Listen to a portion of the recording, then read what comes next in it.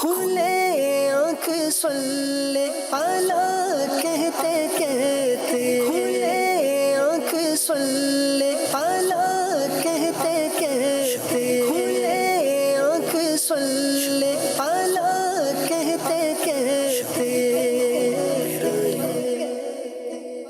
الحمد للہ رب العالمین والصلاة والسلام علی خاتم النبیین اما بعد فاعوذ باللہ من الشیطان الرجیم بسم اللہ الرحمن الرحیم الصلاة والسلام علیک یا رسول اللہ، الصلاة والسلام علیک یا حبیب اللہ، الصلاة والسلام علیک یا نبی اللہ وعلی آلک واصحابک یا نور اللہ۔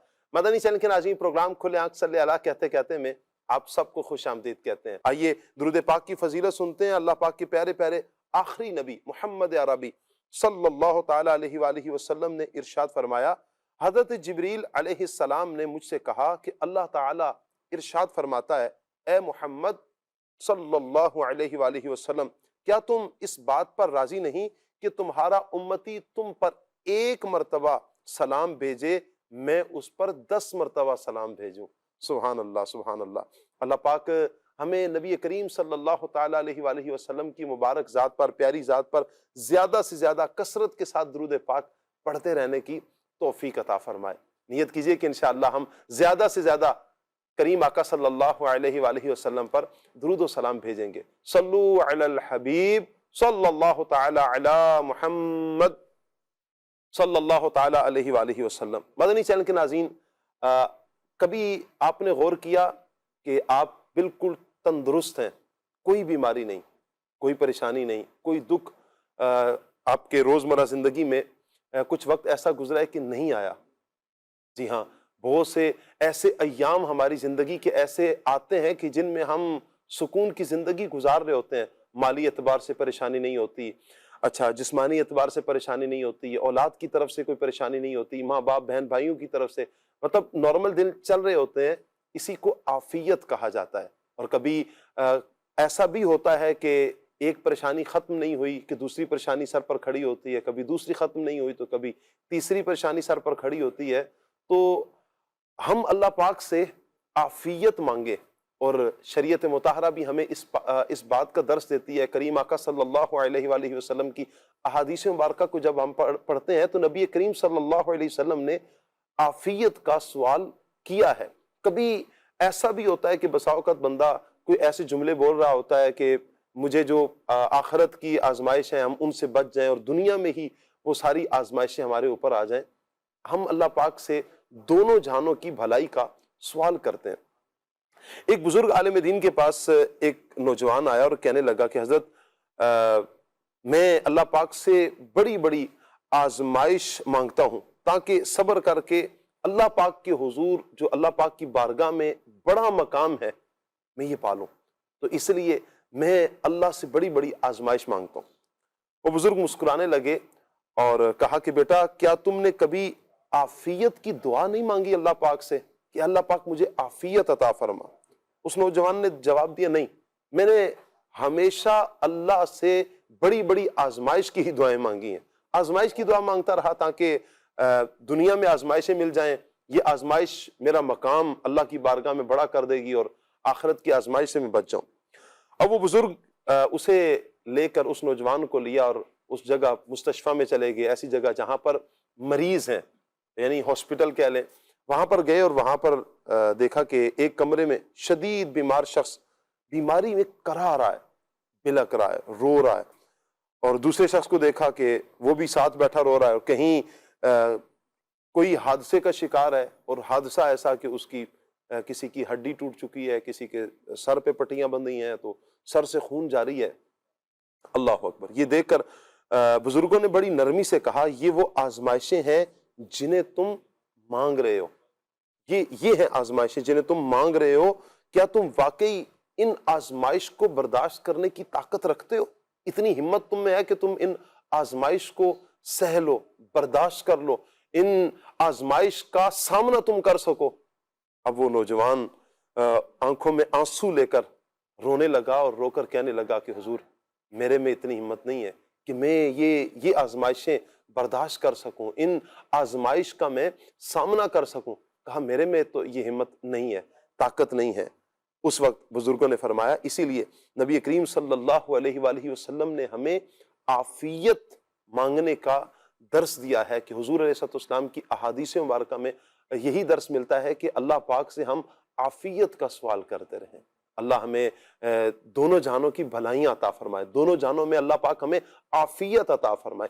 یہی دین اسلام کا پیغام بھی ہے، اور آج کا ٹاپک بھی انشاءاللہ مدنی چینل کے ناظرین ہمارا عافیت رہے گا۔ اللہ پاک سے ایک دعا تو ہم نے ضرور کرنی ہے کہ یا اللہ ہمیں دنیا میں بھی عافیت عطا فرما اور ہمیں آخرت میں بھی عافیت عطا فرما۔ عافیت کا ہم نے سوال کرتے رہنا ہے۔ اللہ پاک سب پر رحمت کی نظر فرمائے، عافیتیں عطا فرمائے، بیماریاں، پریشانیاں، دکھ درد اللہ پاک سب مسلمانوں سے دور فرما دے۔ اپنے لیے بھی دعا فرمائے، اپنے عزیز و اقربا کے لیے بھی دعا فرمائے، اور پھر ساتھ میں مسلمانوں کے لیے یہ عافیت کی دعائیں کرتے رہیں گے۔ آپ جب کسی کے لیے دل سے عافیت کی دعا، بھلائی کی دعا، کسی کی خیر کی دعا کریں گے، اللہ نے کرم کرنا ہے تو وہ دعا پہلے آپ کے حق میں اللہ اپنی مہربانی سے، اپنے فضل، اپنے کرم سے پوری فرمائے گا۔ اللہ ہمیں عمل کی توفیق عطا فرمائے۔ مدنی چینل کے ناظرین، آج کا ٹاپک ہمارا عافیت ہے، اور ہم پروگرام کو آگے لے کر چلیں گے۔ سیگمنٹ ہوتا ہے پیغام قرآن سیگمنٹ میں بھی ہم جائیں گے، کلام بھی سنیں گے، اور پھر انشاءاللہ ٹاپک پر مبلغین سے گفتگو بھی کریں گے۔ آج انشاءاللہ ہمارے ساتھ عدنان چشتی صاحب ہوں گے۔ جی مرحبا کہتے ہیں عدنان بھائی آپ کو، اللہ پاک آپ کو برکتیں عطا فرمائے۔ عدنان بھائی کے ساتھ عدنان بھائی تشریف فرمائے جی، ایک عدنان چشتی صاحب ہیں اور ایک عدنان شیخ صاحب ہیں جی، مرحبا کہتے ہیں عدنان شیخ بھائی آپ کو۔ عدنان کا اجتماع ہو گیا جی، کیا بات ہے جی، انٹری ادھر سے بھی ہوئی ہے ماشاءاللہ، بتایا کہ ہمارے عاطف بھائی بھی یہاں پر موجود ہے، تو اس طرف دل کی جانب ہمارے عاطف بھائی ہیں، مرحبا کہتے ہیں عاطف بھائی کو، اور قاسم مدنی ہمارے ساتھ ہوں گے، اللہ پاک کی نئی برکتیں عطا فرمائے۔ آئیے مدنی چینل کے ناظرین سیگمنٹ کی طرف بڑھتے ہیں، اور سیگمنٹ ہے پیغام قرآن۔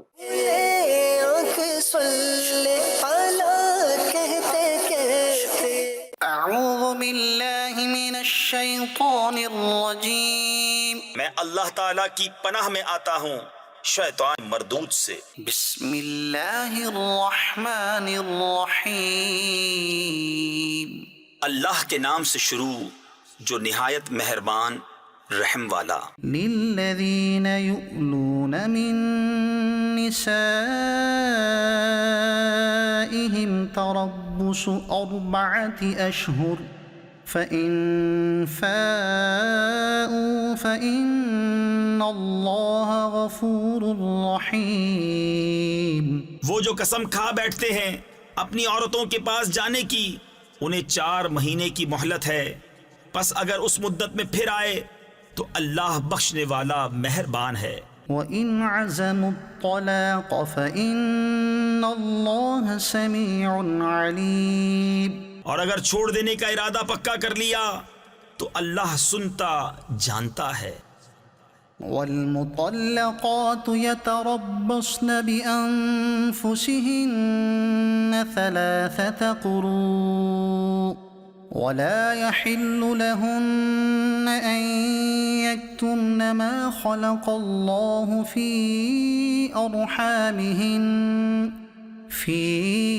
أَرْحَامِهِنَّ إِن كُنَّ يُؤْمِنَّ بِاللَّهِ وَالْيَوْمِ الْآخِرِ۔ اور طلاق والیاں اپنی جانوں کو روکے رہیں 3 حیض تک، اور انہیں حلال نہیں کہ چھپائیں وہ جو اللہ نے ان کے پیٹ میں پیدا کیا، اگر اللہ اور قیامت پر ایمان رکھتی ہیں۔ وَبُعُولَتُهُنَّ أَحَقُّ بِرَدِّهِنَّ فِي ذَلِكَ إِنْ أَرَادُوا إِصْلَاحًا وَلَهُنَّ مِثْلُ الَّذِي عَلَيْهِنَّ بِالْمَعْرُوفِ وَلِلرِّجَالِ عَلَيْهِنَّ دَرَجَةٌ وَاللَّهُ عَزِيزٌ حَكِيمٌ۔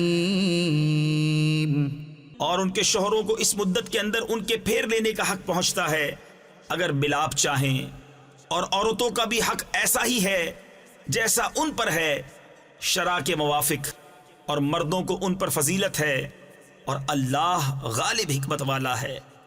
الطلاق مرتان فإمساكم بمعروف أو تسريح بإحسان ولا يحل لكم أن تأخذوا مما آتيتموهن شيئا إلا أن يخافا ألا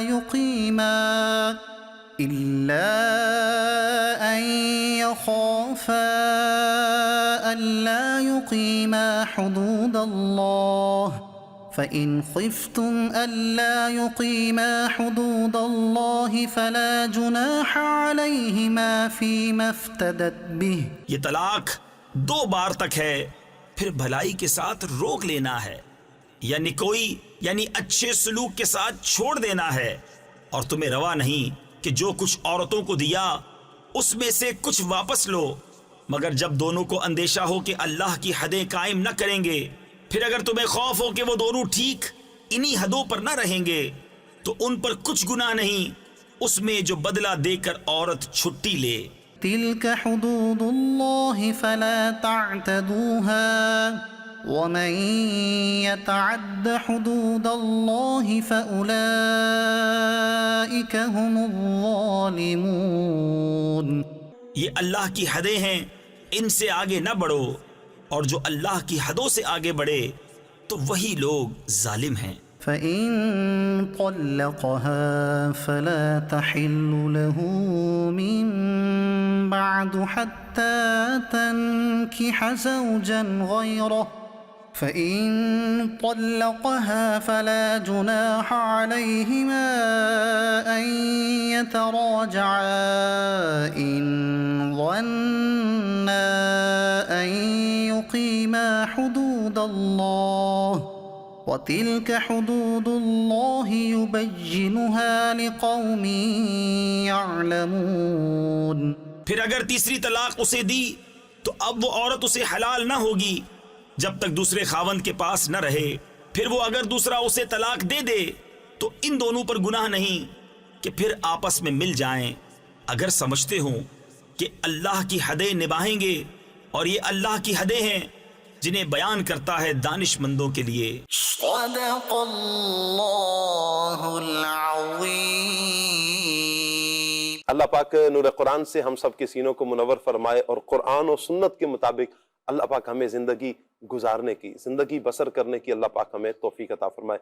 عدنان بھائی کی طرف بڑھتے ہیں، کلام شامل کرتے ہیں، اور پھر انشاءاللہ ٹاپک پر مبلغین سے گفتگو کریں گے. جی عدنان بھائی. صلی اللہ تعالی علی محمد. بلغ العلا بکمالہ بلغ العلا بکمالہ کشف الدجا بجمالہ حسن جمیع خصالہ صلوا علیہ وآلہ کی صلوا علیہ وآلہ صلوا علیہ وآلہ صلوا علیہ وآلہ صلوا علیہ وآلہ.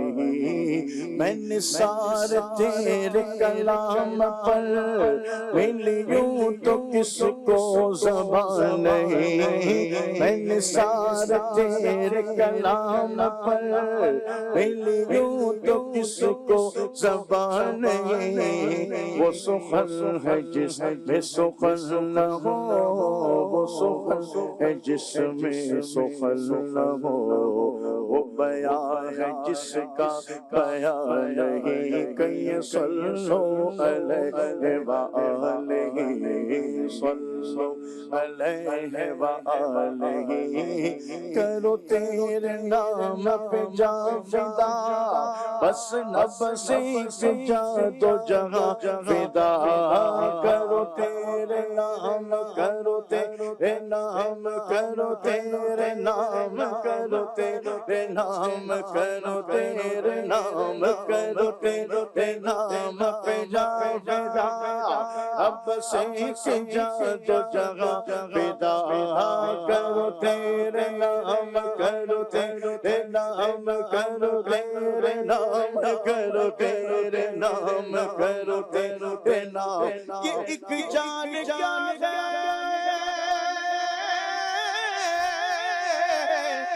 اگر ہو کروڑوں تیرے نام پر سب کو وارا کروں میں، کرو تیرے نام پہ جان فدا، اب سیکھ جا جو جہاں فدا، کرو تیرے نام، کرو تیرے نام، کرو تیرے نام، کرو تیرے نام، کرو تیرے نام، کرو تیرے نام، کرو تیرے نام پہ جا فدا، اب سیکھ جا جو جگہ فدا، کرو تیرے نام پہ جا فدا، دل فدا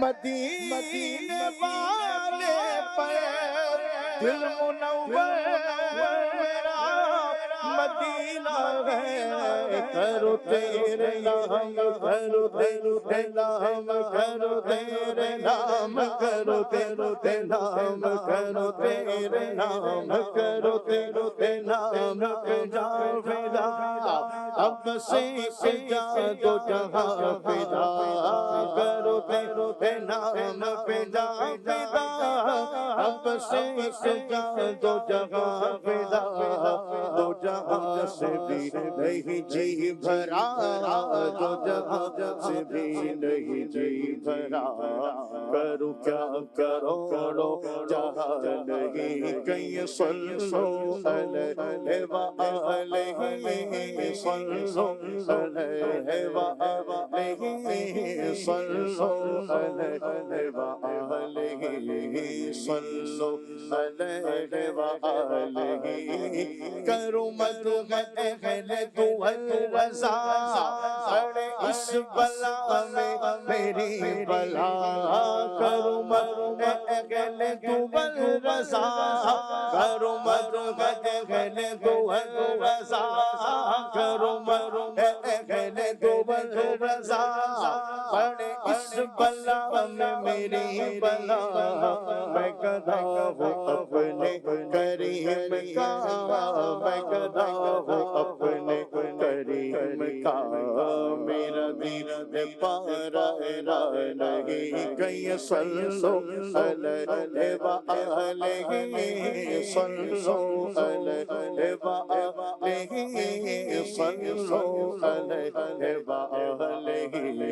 صلو علیہ وآلہ، صلو علیہ وآلہ، صلو علیہ وآلہ، صلو علیہ وآلہ۔ سبحان اللہ۔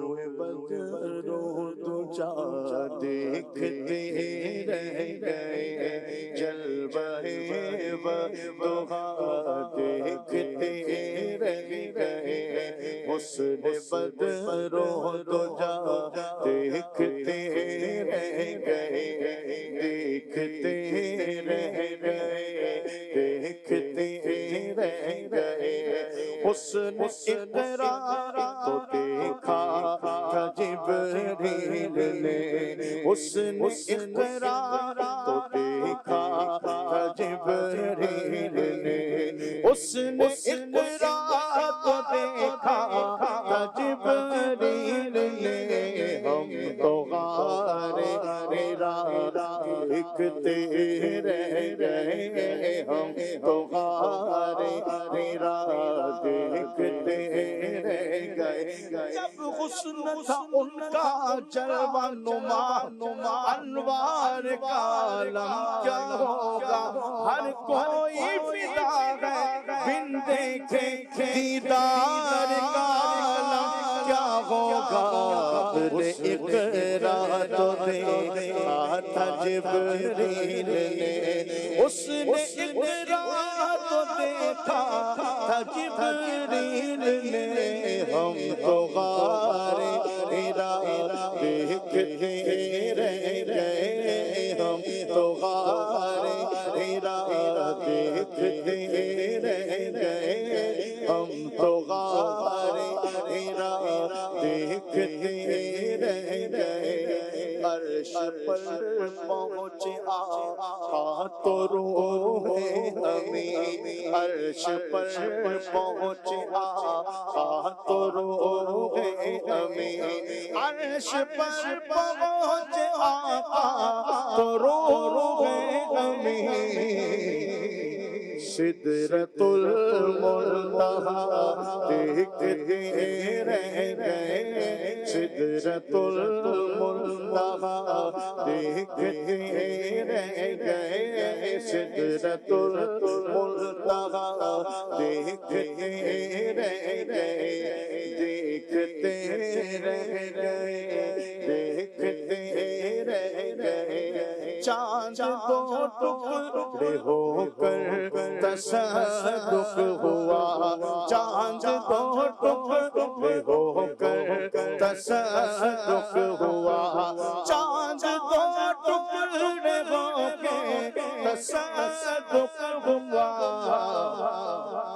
دشمن مصطفیٰ دیکھتے رہ گئے، دشمن مصطفیٰ دیکھتے رہ گئے، اس نے خیر الورا میں خدا کی قسم، اس نے خیر الورا میں خدا کی قسم، ہم جمال خدا دیکھتے رہ گئے، ہم جمال خدا دیکھتے رہ گئے، جانیوں کے قریب بیٹھ کر وجد میں، جانیوں کے قریب بیٹھ کر وجد میں، جانیوں کے قریب بیٹھ کر وجد میں، نور حق کی ضیاء دیکھتے رہ گئے، نور حق کی ضیاء دیکھتے رہ گئے، نور حق کی ضیاء دیکھتے رہ گئے، ہم گناہگار پہنچے تیرے پاک پر۔ شاہ صاحب ماشاءاللہ دان کی ساری گئے ہیں، فقیر کو بھی حاصل ہوئی، در دولت بلایا ماشاءاللہ، اور آصف بھائی ماشاءاللہ گئے، قاسم بھائی انشاءاللہ جائیں گے، قاسم بھائی انشاءاللہ انشاءاللہ۔ ہم گناہگار پہنچے در پاک پر، ہم گناہگار پہنچے در پاک پر، زاہد و پارسا دیکھتے رہ گئے، زاہد و پارسا دیکھتے رہ گئے، زاہد و پارسا دیکھتے رہ گئے، جب چھڑا تذکرہ ان کے رخسار کا، جب چھڑا تذکرہ ان کے رخسار کا، جب چھڑا تذکرہ ان کے رخسار کا، سورہ وضحیٰ دیکھتے رہ گئے، سورہ وضحیٰ دیکھتے رہ گئے، نعت کہنے شروع کی جو سرکار کی، نعت کہنے شروع کی جو سرکار کی، نعت پڑھنے شروع کی جو سرکار کی، نعت پڑھنے شروع کی جو سرکار کی، لوگ عشق رضا دیکھتے رہ گئے، لوگ عشق رضا دیکھتے رہ گئے، روئے بدرو رجا دیکھتے رہ گئے، شب میں اسرا مہروں ماؤ کہکشا، شب میں اسرا کی مہروں ماؤ کہکشا، پائے دیکھتے رہے پائے خیر الورا دیکھتے رہ گئے جب اٹھایا احمد رضا نے قلم جب اٹھایا احمد رضا نے قلم جب اٹھایا احمد رضا نے قلم عظمت مصطفیٰ دیکھتے رہے عظمت مصطفیٰ دیکھتے رہ گئے اشارے سے چیرا قمر آپ نے ایک اشارے سے چیرا قمر آپ نے لوگ یہ معجزہ دیکھتے رہے لوگ یہ معجزہ دیکھتے رہے مصطفیٰ چل دیے کنکری پھینک کر مصطفیٰ چل دیے کنکری پھینک کر مصطفیٰ چل دیے کنکری دشمنان خدا دیکھتے رہے دشمنان خدا دیکھتے رہ گئے مصطفیٰ مکہ چل دیے جبرائیل مصطفیٰ مکہ چل دیے جبرائیل سدرۃ المنتہی دیکھتے رہ گئے سدرۃ المنتہی دیکھتے رہ گئے رب کی رحمت نے آغوش میں جب لیا رب کی رحمت نے آغوش میں جب لیا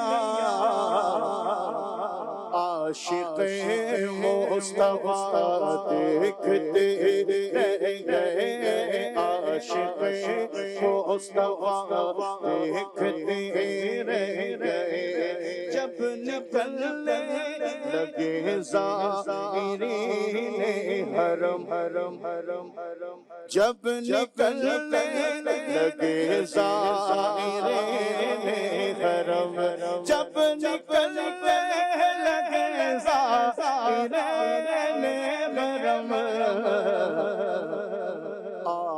ہم قافلہ دیکھتے رہ گئے ہم قافلہ دیکھتے رہ گئے جو سکندر ہوا ان کے دربار میں جو سکندر ہوا ان کے دربار سے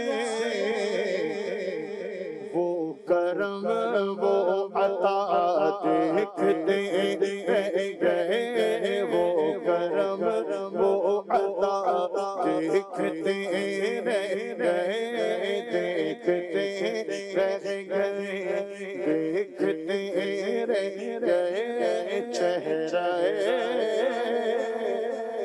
مصطفیٰ دیکھتے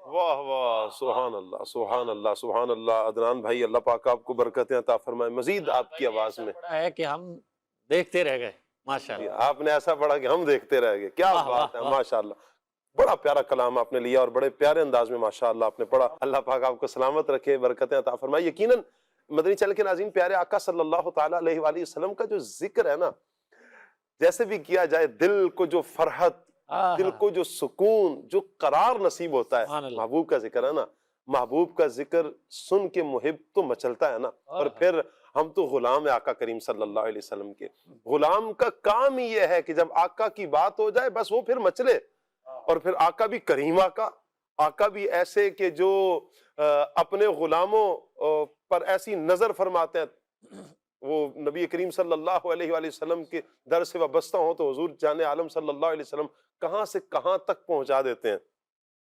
اللہ اکبر۔ تو پیارے آقا صلی اللہ تعالیٰ علیہ وآلہ وسلم کا ذکر جس انداز میں کیا جائے، جس طرح کیا جائے، عاشقان رسول کو سکون ملتا ہے، عاشقان رسول کو قرار ملتا ہے۔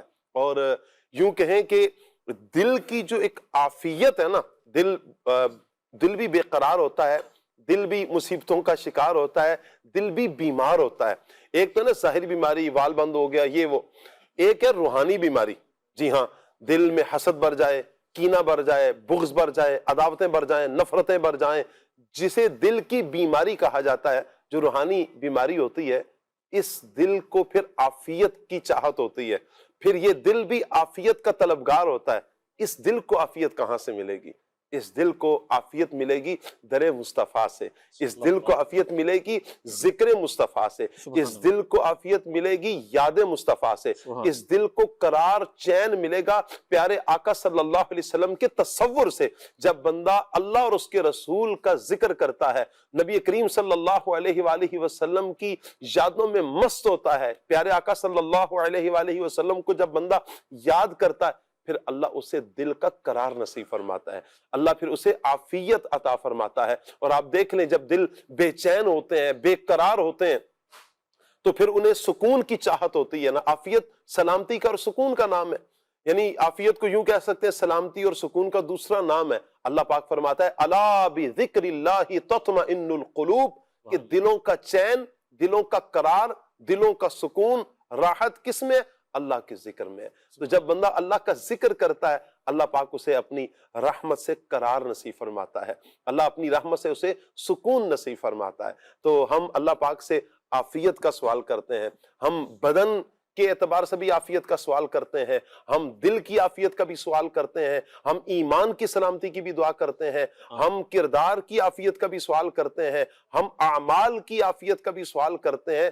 جو بھی معاملات جہاں جہاں پر عافیت کی ضرورت ہے، ہم ہر حال میں اللہ سے اس کے فضل کے ساتھ عافیت کا سوال کرتے ہیں کہ اللہ پاک دنیا میں بھی عافیت عطا فرمائے اور آخرت میں بھی اللہ پاک ہمیں عافیت ہی عطا فرمائے۔ آج کا ٹاپک مدنی چینل کے ناظرین ہمارا عافیت ہے۔ انشاءاللہ ٹاپک پر مبلغین سے ہم گفتگو بھی کریں گے۔ عاطف بھائی کی طرف بڑھتے ہیں۔ عاطف بھائی، عافیت، جیسے بھی ہماری بات چل رہی ہے، ٹاپک عافیت ہے، عافیت کا مطلب کیا ہے اور دین اسلام اس حوالے سے ہماری کیا رہنمائی کرتا ہے؟ بسم اللہ الرحمن الرحیم۔ شاہ صاحب، جیسے عافیت کا جو لفظی مطلب ہے وہ ہے سلامتی اور امن، سکون، یہ جو ہے وہ عافیت کا مطلب اور مفہوم بنتا ہے۔ اور دینی تعلیمات اس حوالے سے کیا ہے، نبی پاک صلی اللہ علیہ وسلم نے بھی اس حوالے سے ہماری رہنمائی فرمائی ہے۔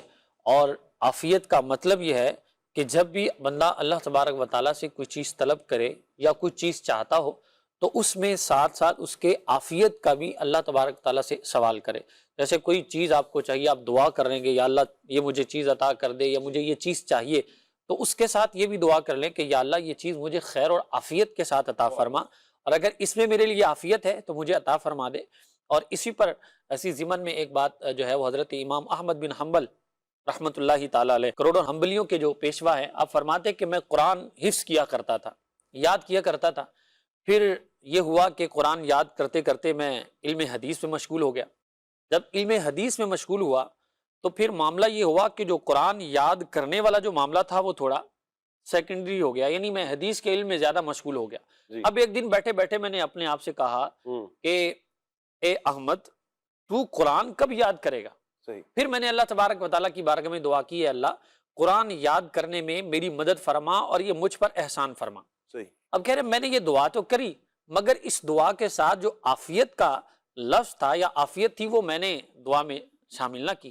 اب معاملہ یہ ہوا کہ یہ میری دعا تو قبول ہو گئی، مگر حفظ قرآن کی صورت بھی بن گئی، مگر عافیت کے ساتھ نہیں تھی۔ وہ ہوا یہ کہ مجھے قید کا حکم ہو گیا اور میں قیدی بن گیا، تو اس قید میں نے قرآن کریم کو حفظ کر لیا۔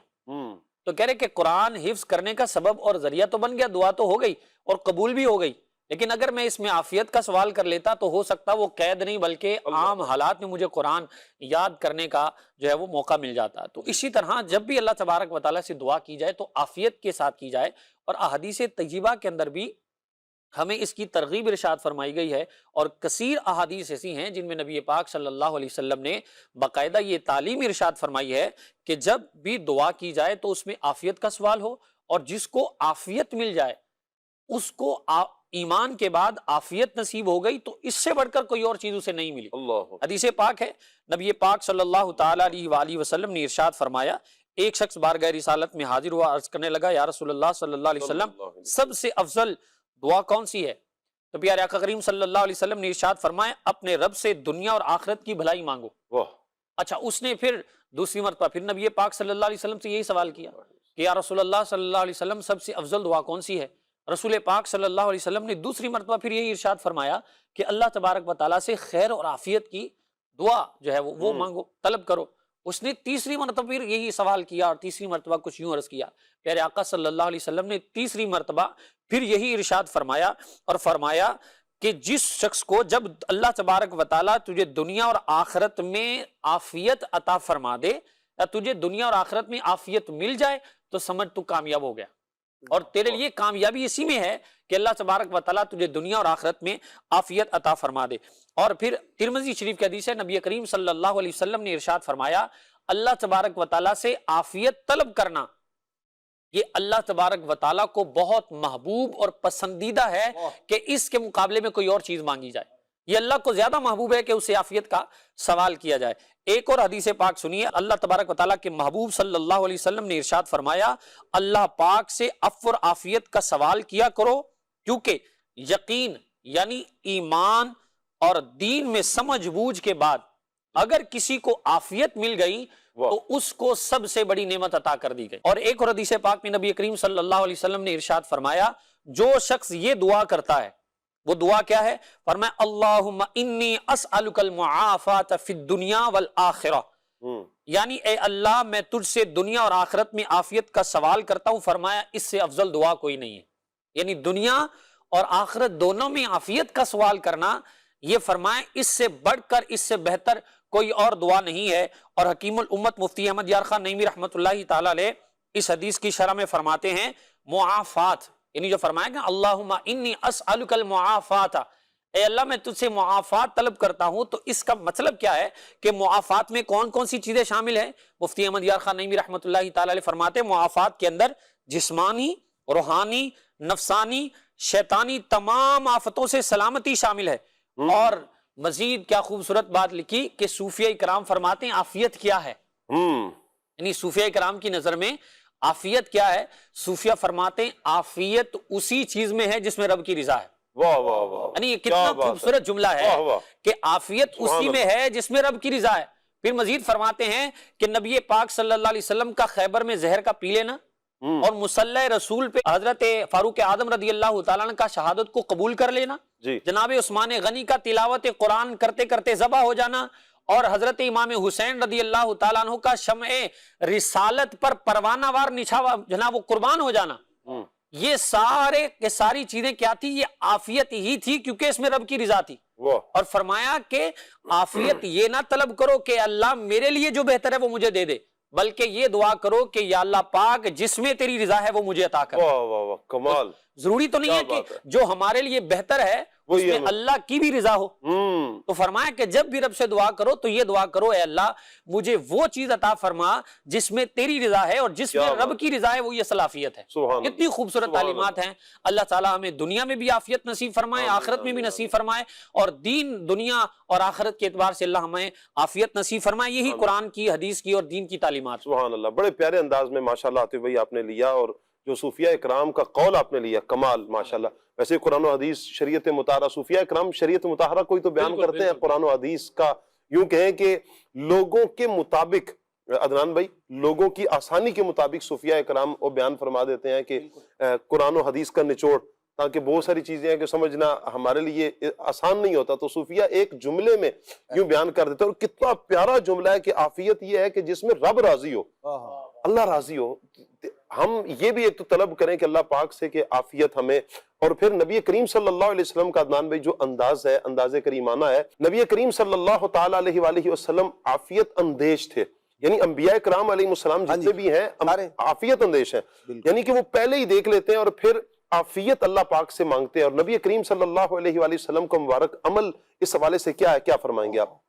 بسم اللہ الرحمن الرحیم. شاہ صاحب، اگر ہم نبی پاک صلی اللہ تعالیٰ علیہ وآلہ وسلم کی مبارک سیرت کو دیکھتے ہیں تو آپ صلی اللہ تعالیٰ علیہ وآلہ وسلم چونکہ ہر معاملے میں ہمارے لیے رہبر اور رہنما ہیں، ہم نے اللہ کریم سے مانگنا کیا ہے، ہمارے نبی علیہ السلام ہمیں یہ بھی بتا رہے ہیں کیا نہیں مانگنا، اس کی بھی تعلیم ارشاد ہے. تو یوں نبی پاک صلی اللہ تعالیٰ علیہ وآلہ وسلم کی جو اپنی سیرت مبارکہ ہے اس کو اگر دیکھا جائے، عافیت اندیشی، وہ صحت کا معاملہ ہو، وہ بیماری ہے، دیگر اور چیزیں ہیں، جنگ ہے، یا عام جو حالات زندگی ہیں، اس کے اندر نبی پاک علیہ السلام کی ترجیح کیا ہے، آپ ہمیں کس چیز کے مانگنے کا حکم دیتے ہیں، اللہ کریم سے کس بات کا سوال کرنا ہے.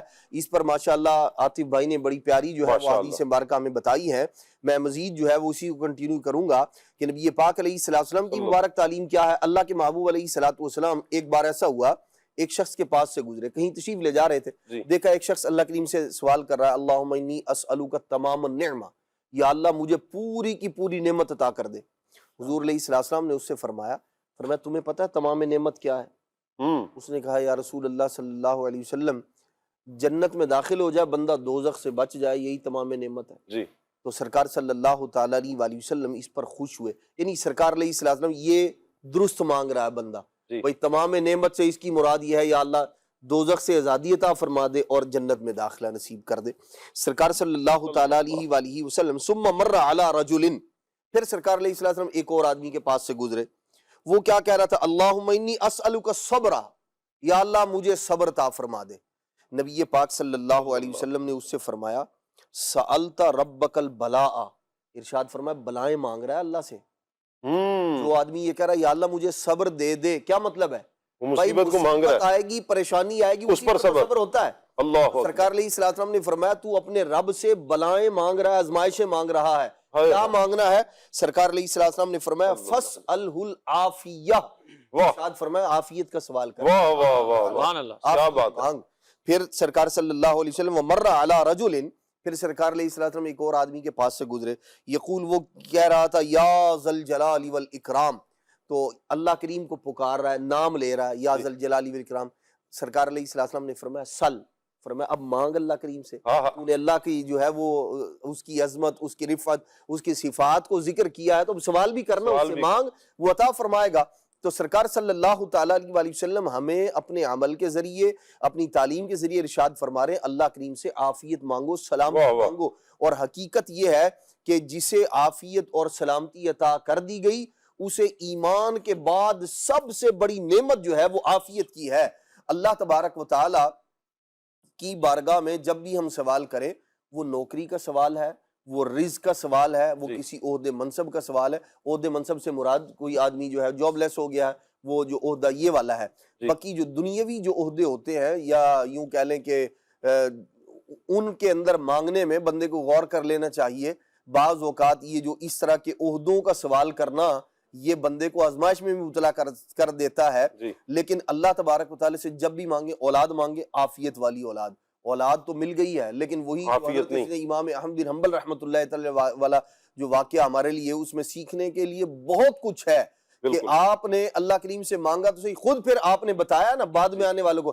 یہ جو پہلے بزرگان دین کے جو واقعات ہیں وہ ہمارے سیکھنے کے لیے سبق ہوتا ہے اس کے اندر، اور وہ ہمیں بتا رہے ہیں کہ بندگان خدا اللہ کریم سے جب کسی نعمت کا سوال کرو تو ساتھ میں عافیت اور سلامتی کا بھی سوال کرو. یا اللہ یہ میرے حق میں اگر بہتر ہے، میرے لیے بہتر ہے، یہ تو پھر مجھے عطا فرما دے، ورنہ وہ عطا فرما جو میرے لیے تیرے نزدیک بہتر ہے. وہ تو بہتر چاہتا ہے جس کے اندر تیرے نزدیک میرے لیے بہتری ہے. دو چیزیں ہوتی ہیں، ایک وہ ہے جس کو ہم بہتر سمجھ رہے ہیں. بھئی عام طور پر لوگ یہ سمجھتے ہیں کہ کسی عہدے کا مل جانا یہ میرے لیے بہتری ہے جو میرے پاس نہیں ہے، مال دولت کا مل جانا یہ میرے لیے جو ہے وہ بہتری ہے. لیکن بہت مرتبہ ایسا ہوتا ہے جسے ہم بہتری سمجھ رہے ہوتے ہیں، بہتر نہیں، ہمارے حق میں بہتر نہیں ہوتی. اسا ان تحبوا شیئا وهو شر لکم. اللہ بعض اوقات ایسا ہوتا ہے کہ بندہ جس کو اچھا سمجھ رہا ہوتا ہے اس کے اندر اس کے لیے شر شر ہے. ہوا کرتا ہے، آزمائش ہوتی ہے. اور بعض اوقات کیا ہوتا ہے وہ چیز جسے ہم ناگوار سمجھ رہے ہوتے ہیں وہ خیر لکم، وہ ہمارے لیے بہتری ہوتی ہے. اللہ اکبر. اس لیے اللہ کریم سے سوال کریں یا اللہ جو تیرے علم میں میرے لیے بہتر ہے وہ مجھے عطا فرما، واہ. نہ وہ کہ جو میرے علم میں میرے لیے بہتر ہے. ہم. تو اللہ تبارک و تعالیٰ سے عافیت اور سلامتی مانگنی چاہیے. وہ ہمیں عافیت تو نظر او قبر و حشر میں یا رب عطا کر عافیت تو نظر او قبر و حشر میں یا رب عطا کر عافیت تو نظر او قبر و حشر میں یا رب وسیلہ فاطمہ زہرا کا کر لو کرم مولا، وسیلہ فاطمہ زہرا کا کر لو کرم کرم.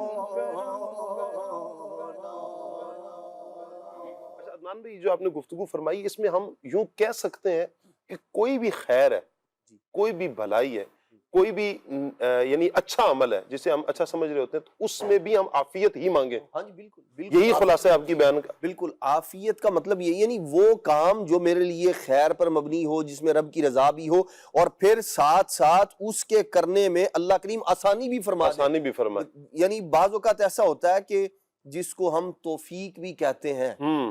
نیکیاں کرنا بندے کے لیے آسان کر دیا جاتا ہے. جی عبادت میں بندہ مشقت سے بچ جاتا ہے. مشقت سے مراد یہ ہے کہ عبادت کرنا اس کے لیے مشکل نہیں رہتا. اللہ آسانیاں جب وہ فرما دیتا. چاہتا ہے اس وقت وہ اللہ تبارک و تعالیٰ کی عبادت کرنے میں مصروف ہو جاتا ہے.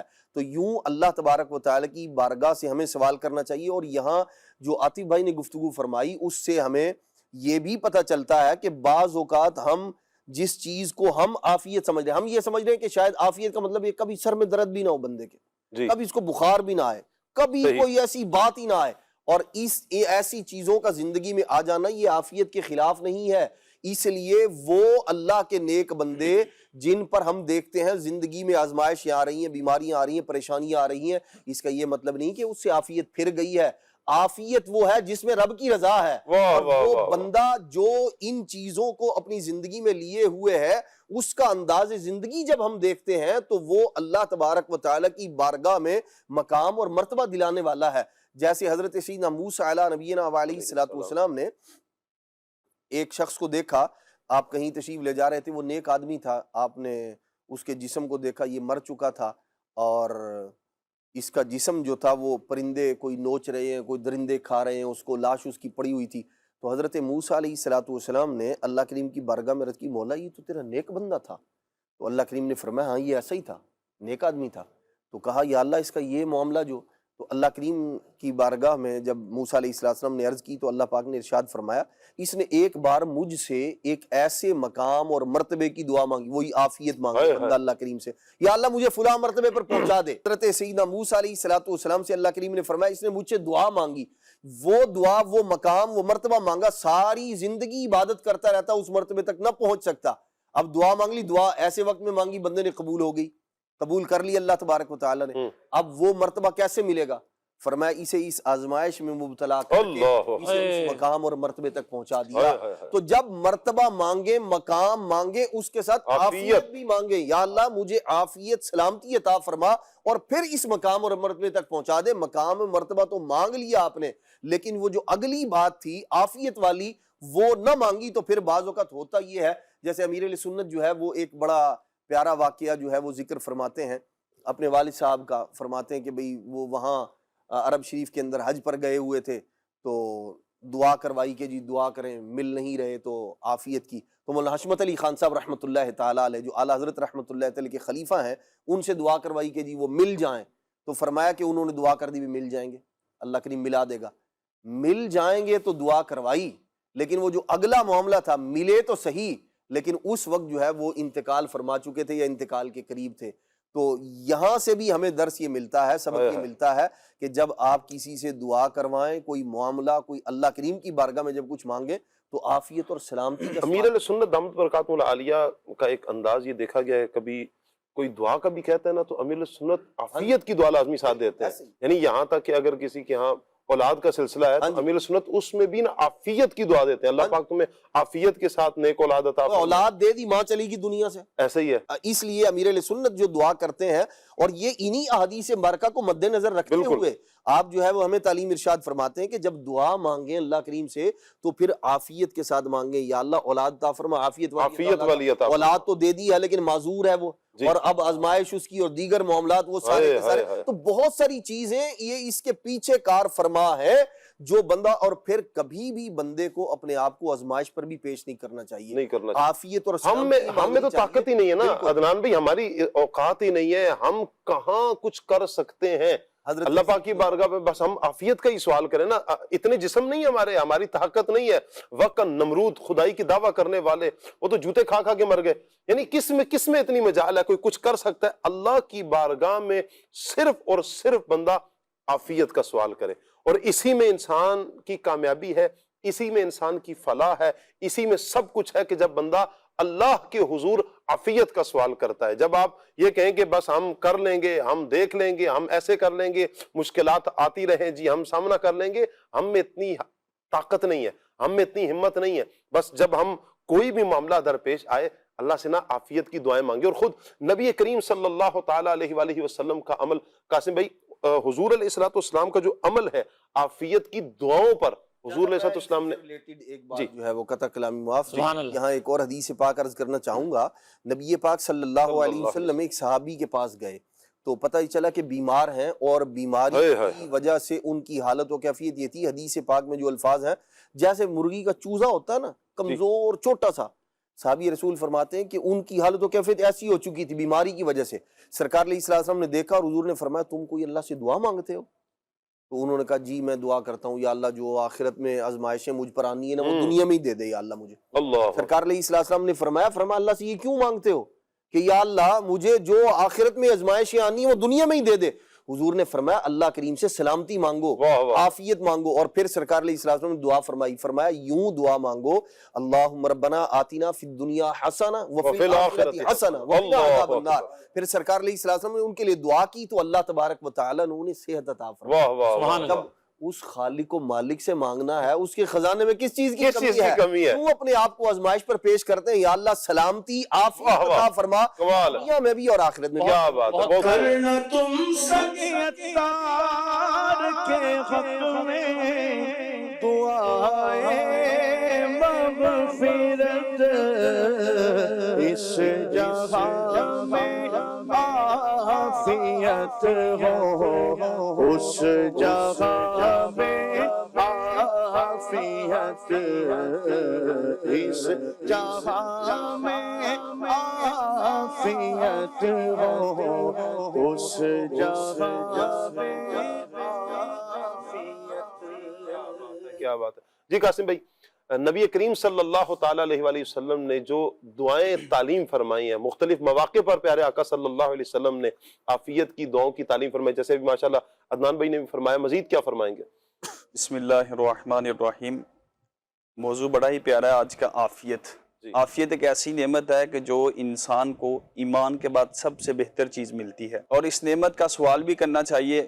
عافیت اندیش رسول کریم صلی اللہ تعالیٰ علیہ وآلہ وسلم کا یہ معمول تھا کہ جہاں پر سرکار اپنی امت کی قدم قدم پر رہنمائی فرماتے تھے، وہاں حضور علیہ الصلوۃ والسلام عافیت کے بارے میں اپنی امت کو تعلیم ارشاد فرماتے ہیں۔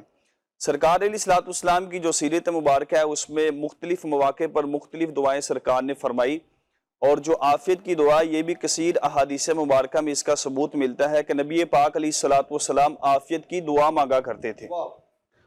جامع ترمذی کی حدیث پاک ہے، حضرت عبداللہ بن عمر رضی اللہ تعالی عنہما فرماتے ہیں کہ حضور جان عالم صلی اللہ تعالی علیہ وآلہ وسلم کا یہ معمول تھا کہ صبح اور شام کبھی بھی عافیت کی دعا ترک نہ فرماتے، اور حدیث پاک کے جو الفاظ ہیں وہ یہ ہیں کہ سرکار علیہ الصلوۃ والسلام فرماتے اللہم انی اسألک العافیۃ فی الدنیا والآخرہ، اے اللہ میں تجھ سے دنیا اور آخرت میں عافیت کا سوال طلب کرتا ہوں۔ اور جو اگلے الفاظ ہیں اس میں نبی پاک علیہ الصلوۃ والسلام اللہ کی بارگاہ میں کس طرح عافیت کی دعا مانگا کرتے تھے۔ سرکار فرماتے اللہم انی اسألک العفو والعافیہ فی دینی و دنیای و اہلی و مالی، کہ اے اللہ میں تجھ سے عفو درگزر اور عافیت کا سوال کرتا ہوں اپنے دین اور دنیا کے لیے، اپنے اہل اور مال کے لیے۔ اور جو آگے سرکار فرماتے ہیں اللہم استر عورتی، اے اللہ میرے پردے کی حفاظت فرما۔ اور ترمذی شریف کی جو حدیث پاک ہے کہ نبی پاک علیہ الصلوۃ والسلام کے یہ معمول تھا کہ جب گرج اور چمک ہوتی تو نبی پاک علیہ الصلوۃ والسلام کا جو دل اطہر تھا وہ غم زدہ ہو جاتا، اللہ تبارک و تعالیٰ کے خوف سے ڈرتے۔ اور السنن الکبریٰ کی جو حدیث پاک ہے اس کے اندر یہ ہے کہ حضرت ابو بکر صدیق رضی اللہ تعالی عنہ مسلمانوں کے سب سے پہلے خلیفہ ہیں۔ یہ ایک بار حضور جان عالم صلی اللہ تعالی علیہ وآلہ وسلم کے ممبر کے پاس آئے، نبی پاک علیہ الصلوۃ والسلام کے ممبر کے پاس آتے ہیں، سرکار علیہ الصلوۃ والسلام کی ان کو یاد آتی ہے، حضور کی یاد میں رونے لگ جاتے ہیں، اور پھر لوگوں سے کہتے ہیں کہ اس مقام پر ہجرت کے پہلے سال نبی پاک علیہ الصلوۃ والسلام نے لوگوں سے یہ کہا تھا کہ اے لوگو اللہ تبارک و تعالیٰ سے عافیت کا سوال کرو، اور نبی پاک علیہ الصلوۃ والسلام نے یہ 3 مرتبہ ارشاد فرمایا کہ لوگو اللہ پاک سے عافیت کا سوال کرو، کیونکہ عافیت کے بعد، ایمان کے بعد عافیت سے بڑھ کر کسی کو کوئی چیز نہیں ملی۔ اور اگلی حدیث پاک جامع ترمذی کی ہے، اور اس کے اندر یہ الفاظ ہیں کہ نبی پاک علیہ الصلوۃ والسلام نے ارشاد فرمایا کہ بندہ اس سے افضل کوئی دعا نہیں مانگتا، وہ دعا یہ ہے اللہم انی اسألک المعافات فی الدنیا والآخرہ، کہ اے اللہ میں دین اور دنیا کے معاملے میں تجھ سے عافیت کا سوال کرتا ہوں۔ اور اسی حدیث پاک کے آگے ہے کہ نبی پاک علیہ الصلوۃ والسلام نے ارشاد فرمایا کہ رب ذوالجلال کو یہ بات محبوب اور پسندیدہ ہے کہ اس کا بندہ اس سے عافیت کا سوال کرے۔ کیا بات ہے! یہ حدیث پاک ہے جس کے اندر نبی پاک علیہ الصلوۃ والسلام نے اپنی امت کو تعلیم ارشاد فرمائی کہ وہ جب بھی اللہ تعالیٰ سے دعا مانگے، کوئی بھی معاملہ ہو تو وہ عافیت کا سوال لازمی کرے۔ اور ہمیں بھی یہ عادت اپنانی چاہیے کہ جب بھی اللہ تبارک و تعالیٰ سے سوال کریں، چاہے کوئی دینی منصب یا دینی کوئی چاہت ہے یا دنیاوی کوئی چیز چاہیے یا آل اولاد مال کے لیے کوئی چیز اللہ تبارک و تعالیٰ سے طلب کریں، تو ہر وقت عافیت کا سوال کرنا چاہیے۔ کیا بات ہے، کیا بات ہے! بہت پیارے انداز میں ماشاءاللہ احادیث کی روشنی میں آپ نے بیان کیا کہ نبی کریم صلی اللہ تعالیٰ علیہ وآلہ وسلم کا عمل ہمیں یہ بتاتا ہے کہ حضور صلی اللہ علیہ وآلہ وسلم نے عافیت اللہ پاک سے مانگی ہے، تو ہم بھی اللہ پاک سے عافیت کا سوال کرتے رہیں۔ کوئی بھی عمل خیر کی دعا کرتے ہیں ساتھ عافیت مانگے، عافیت مانگے، عافیت مانگے، دنیا میں بھی اللہ پاک، اور وہ کریم رب ہے۔ جو ابھی کچھ دیر قبل عدنان بھائی بات کر رہے تھے نا، بڑی پیاری بات ہو جا کے دل پہ لگی کہ اس کریم سے پھر ہم کیوں کچھ کہیں کہ اللہ تو آزمائشوں میں مبتلا کر دے۔ وہ کریم ہے نا، وہ کریم رب ہے، وہ دنیا میں بھی آپ کو اتنا عطا فرمائے گا، اتنی بھلائیاں عطا فرمائے گا، اس کے خزانے میں کوئی کمی نہیں آنی، اور وہ آخرت میں، قبر میں، حشر میں ہر جگہ بھلائیاں عطا فرمائے، اس کے خزانے میں کوئی کمی نہیں آئے گی۔ وہ کریم رب ہے، تو جب اس کریم سے مانگنا ہے تو پھر ہم اس کے کرم کا سوال کریں نا، اس سے اس کے فضل کا سوال کریں۔ عافیت، اچھا پھر اس میں نا ایک تو عافیت اپنے لیے مانگے، پھر آپ کے ساتھ جو منسلک افراد ہیں آپ ان کے لیے بھی عافیت مانگے۔ آپ اپنے لیے تو مانگ رہے ہیں، کیا پیارا بندہ ہے کہ جو اپنے لیے پسند کرتا ہے، اپنے مسلمان بھائی کے لیے بھی وہی پسند کرتا ہے۔ آپ دیکھیں کہ آپ اپنے گھر والوں کو بھی اس میں دیکھیں، گھر والوں کے لیے بھی عافیت مانگے، اپنے بچوں کے لیے عافیت مانگے۔ معلوم نہیں ہوتا نا کہ بسا اوقات ہم باہر جا رہے ہیں تو باہر کی کیفیت کیا ہوگی، کبھی حادثے کے شکار ہو چکے ہوتے ہیں، کبھی تو آزمائش کی صورت بنتی ہے، لیکن وہی ہے کہ عافیت یہی ہے کہ اللہ راضی ہے، اللہ کس عمل میں راضی ہے۔ بڑی پیاری وہ بات ہے نا، جب ہم قرآن پاک کو پڑھتے ہیں اور اللہ والوں کا انداز پڑھتے ہیں، اللہ پاک فرماتا ہے نا الا ان اولیاء اللہ لا خوف علیہم ولا هم یحزنون، انہیں کوئی خوف نہیں ہے، کوئی غم نہیں ہوگا۔ اللہ پاک اپنے ولیوں کو یہ شان عطا فرماتا ہے، کہیں خوف نہیں ہے، غم نہیں ہے، لیکن دوسری جگہ پر اللہ فرماتا ہے وَلَنَبْلُوَنَّكُمْ بِشَيْءٍ مِّنَ الْخَوْفِ، آزمائش بھی خوف سے ہی آئے گی۔ تو اس کا مطلب کیا ہے؟ علماء نے بڑی پیاری بات کی ہے کہ اس عالم میں اللہ پاک انہیں دل کا سکون عطا فرماتا ہے، اللہ کی رضا شامل ہوتی ہے۔ آپ دیکھیں کہ کربلا میں امام حسین رضی اللہ تعالی عنہ خود بھی شہید، بانجے شہید، بچے شہید، بھتیجے شہید ہیں، آپ کے جو رفقا ہیں، جو صحابہ کرام کی اولادیں آپ کے ساتھ ہیں تو وہ بھی شہید ہیں، 71 افراد آپ کے ساتھ جو شہید ہوتے ہیں، تو آپ راضی ہیں، اطمینان ہے، کیونکہ اللہ کی رضا اس میں شامل ہے۔ ابراہیم علیہ السلام آگ میں جا رہے ہیں، آگ میں کود رہے ہیں، آپ راضی ہیں اس بات پر، کیوں؟ اللہ راضی ہے۔ اسماعیل علیہ السلام کے گلے پر اگر چھری ہے، کیوں؟ اس لیے کہ اللہ راضی ہے۔ آزمائش اپنی جگہ پر ہے لیکن رب کی رضا شامل حال ہے۔ تو یہی تو عافیت ہے۔ عمل کوئی بھی ہو تو اللہ پاک سے عافیت مانگی جائے۔ جب اللہ عافیتیں عطا فرماتا ہے پھر بندہ دنیا میں بھی سکھی زندگی گزارتا ہے، سکون کی زندگی گزارتا ہے، اس کی قبر بھی روشن ہوگی، حشر بھی روشن ہوگا انشاءاللہ۔ کل قیامت کے دن اللہ اپنے فضل سے اسے جنت میں عافیت کے ساتھ بھی داخلہ عطا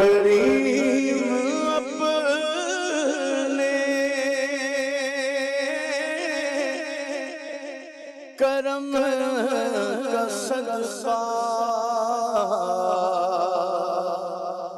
لئیم بے قدر کو نہ شرما، کریم اپنے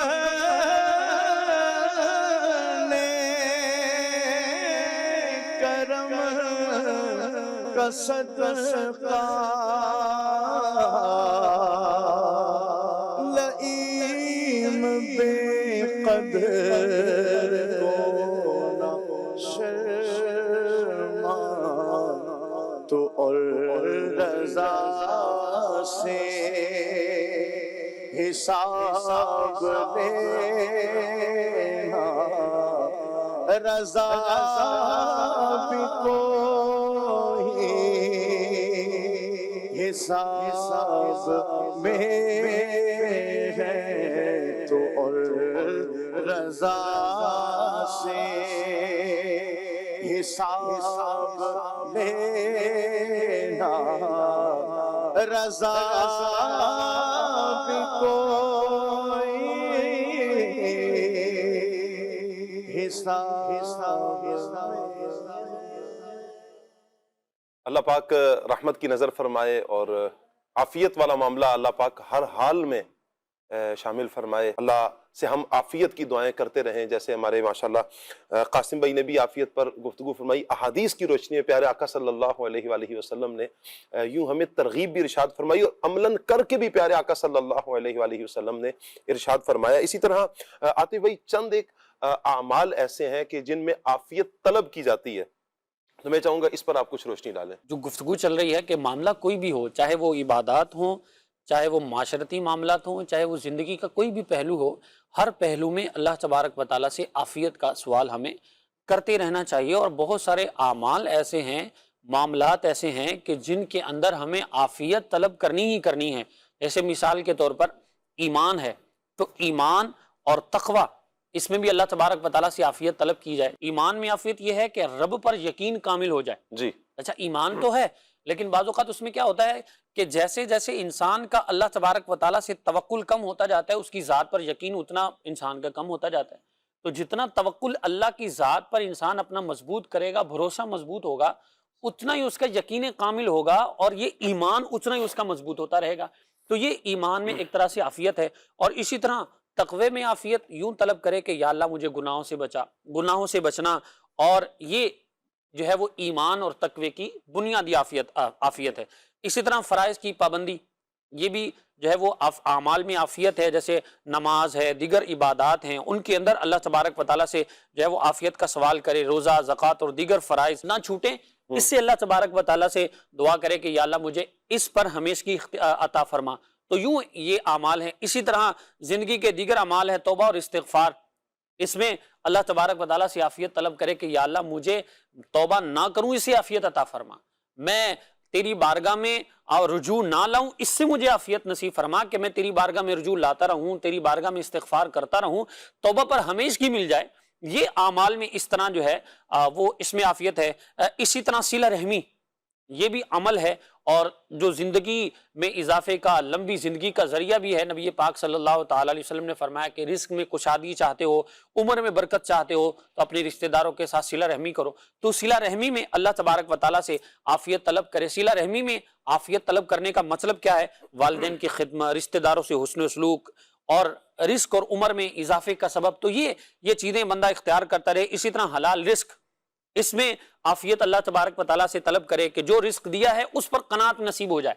یہ رزق حلال میں عافیت ہے، اور رزق حلال کمانے کے جو ذرائع ہیں ان کو اللہ تبارک و تعالیٰ ہمارے لیے آسان کر دے، وہ مہیا ہو جائیں، یہ رزق حلال کمانے کے معاملے میں عافیت ہے۔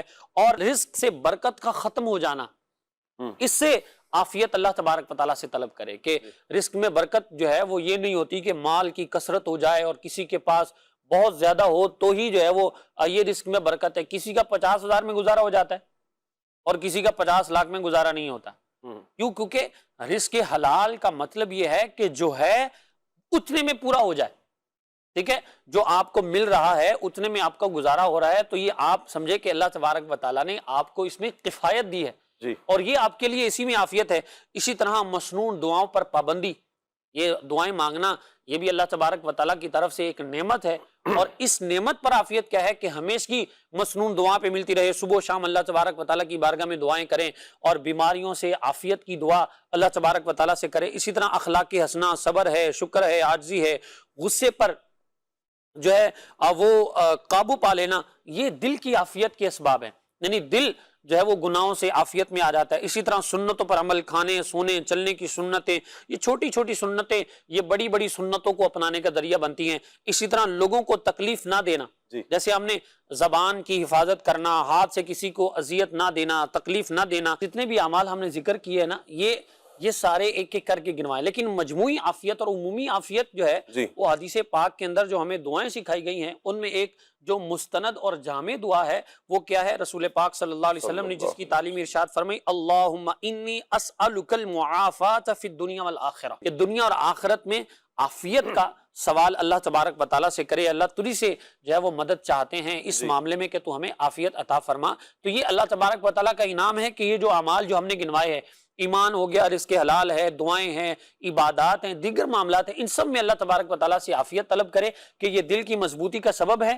اور بعض اوقات شاہ صاحب یہ دیکھیں کہ عافیت کا نصیب ہو جانا نا، جیسے ابتدا کے اندر آپ نے بھی فرمایا الا بذکر اللہ تطمئن القلوب، کہ دلوں کا چین اور قرار جو ہے وہ اللہ کے ذکر میں ہے۔ اور اللہ تبارک و تعالیٰ کا بندہ جب ذکر کرتا ہے نا، آج سے تھوڑا عرصہ ہم پہلے چلے جائیں تو ہمیں بہت ساری چیزیں ایسی نظر نہیں آتی تھی، ہم نے آج سے 20 سال پیچھے چلے جائیں تو بلڈ پریشر کے اتنے مریض ہمیں نظر نہیں آتے تھے، ہمیں شوگر کے اتنے مریض نظر نہیں آتے تھے، اور اسی طرح چلے جائیں تو ہمیں یہ جو طرح طرح کی مختلف بیماریاں، اب بچہ پیدا ہوتا ہے تو اس کو بھی بعض اوقات جو ہے وہ شوگر کا اس کا جو ہے نا پوزیٹیو آ جاتا ہے۔ بہت ساری ایسی بیماریاں بچے پیدا ہوتے ہی ایسی چیزیں نظر آتی ہیں۔ ہیپاٹائٹس کا ہم نے دور دور تک نام نہیں سنا ہوتا تھا، ہاں کسی کی 1.5 عمر ہو گئی ہے، وہ آخری عمر کو پہنچ گیا ہے، 50-60 سال عمر ہو گئی ہے، تو پھر جا کر سنتے تھے کہ اس کو شوگر کا مرض ہے یا اس کو ہیپاٹائٹس کا مرض ہے۔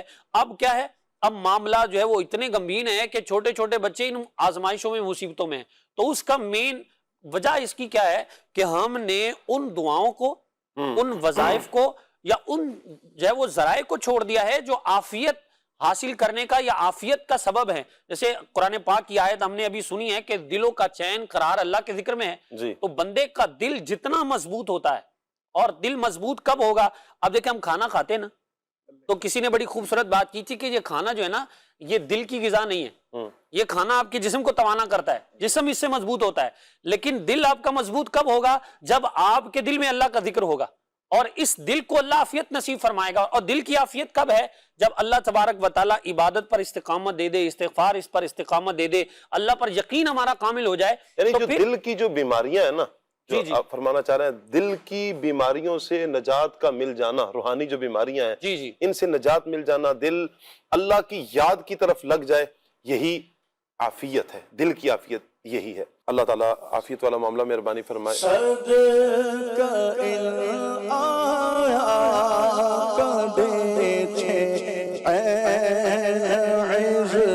علم و عمل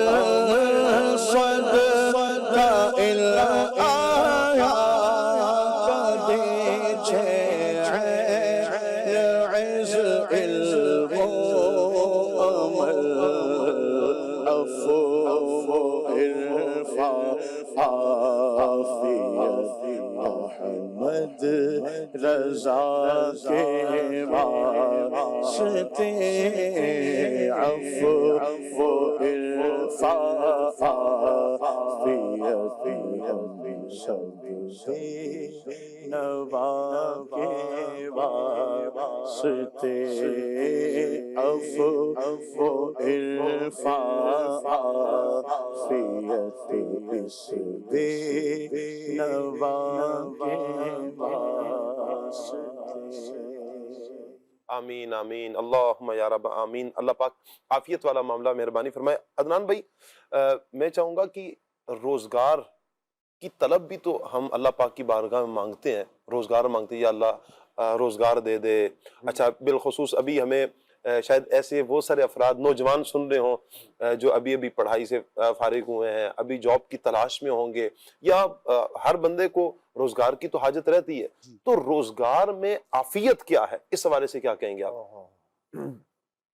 شاہ صاحب جیسے ہم نے ابتداً بات کی، عافیت ہر معاملے میں ہی اللہ تبارک و تعالیٰ کی نعمت ہے، طلب کرنا چاہیے۔ ایسے ہی کاروبار میں، رزق کی طلب میں، اسی طرح جاب ہے، دیگر جو رزق کے حصول کے ذرائع ہیں اس کے اندر بندہ جو ہے وہ صحت، سلامتی، آزمائش سے محفوظ رہے۔ آزمائش وہ جو بندے کو بے صبری کی طرف لے جائے۔ ظاہر سی بات ہے جب انسان ہے اور دنیا دارالامتحان ہے تو یہاں مختلف طرح کے امتحانات تو آتے رہتے ہیں، لیکن جب ہم اللہ والوں کی جو انداز زندگی ہے اس کو دیکھتے ہیں تو ہمیں یہ پتہ چلتا ہے کہ امتحان آیا ان کی زندگی میں، لیکن جو ان کا انداز زندگی تھا رب کو یاد کرنے کا وہ متاثر نہیں ہوا، وہ اسی طرح اللہ تبارک و تعالیٰ کی بارگاہ کی طرف متوجہ ہے۔ تو ہمیں ایسا بندہ جو رزق کی تلاش میں ہے، جو کاروبار کی تلاش میں ہے، جاب کی تلاش میں ہے، تو یہاں اسے اللہ تبارک و تعالیٰ سے اس معاملے میں بھی عافیت طلب کرنی چاہیے۔ بھئی کاروبار تو مل گیا ہے، اولاً مثال کے طور پر اس نے کسی جگہ جاب کر لی ہے، لیکن اس کے ساتھ ہی اس کی آزمائش جو ہے یوں شروع ہو گئی ہے، معاذ اللہ گناہ کا کام اس کے اندر، اس کے کام کے اندر اٹیچ ہو گیا ہے، یعنی اس نے جو کام تھا اس کو تو تلاش کر لیا ہے، لیکن قطع نظر اس کے کہ اب اس کے اندر یہ معاملات حلال ہیں، حرام ہیں، درست بھی ہے یا نہیں ہے، اپنے آپ کو یوں صرف پیسے کے مجھے مطلب جو ہے وہ سیلری مل رہی ہے سو بس میرے لیے یہی کافی ہے۔ بہت سارے کام ایسے ہیں جس کے اندر بندہ جو ہے وہ گناہ پر اجارہ کر رہا ہوتا ہے۔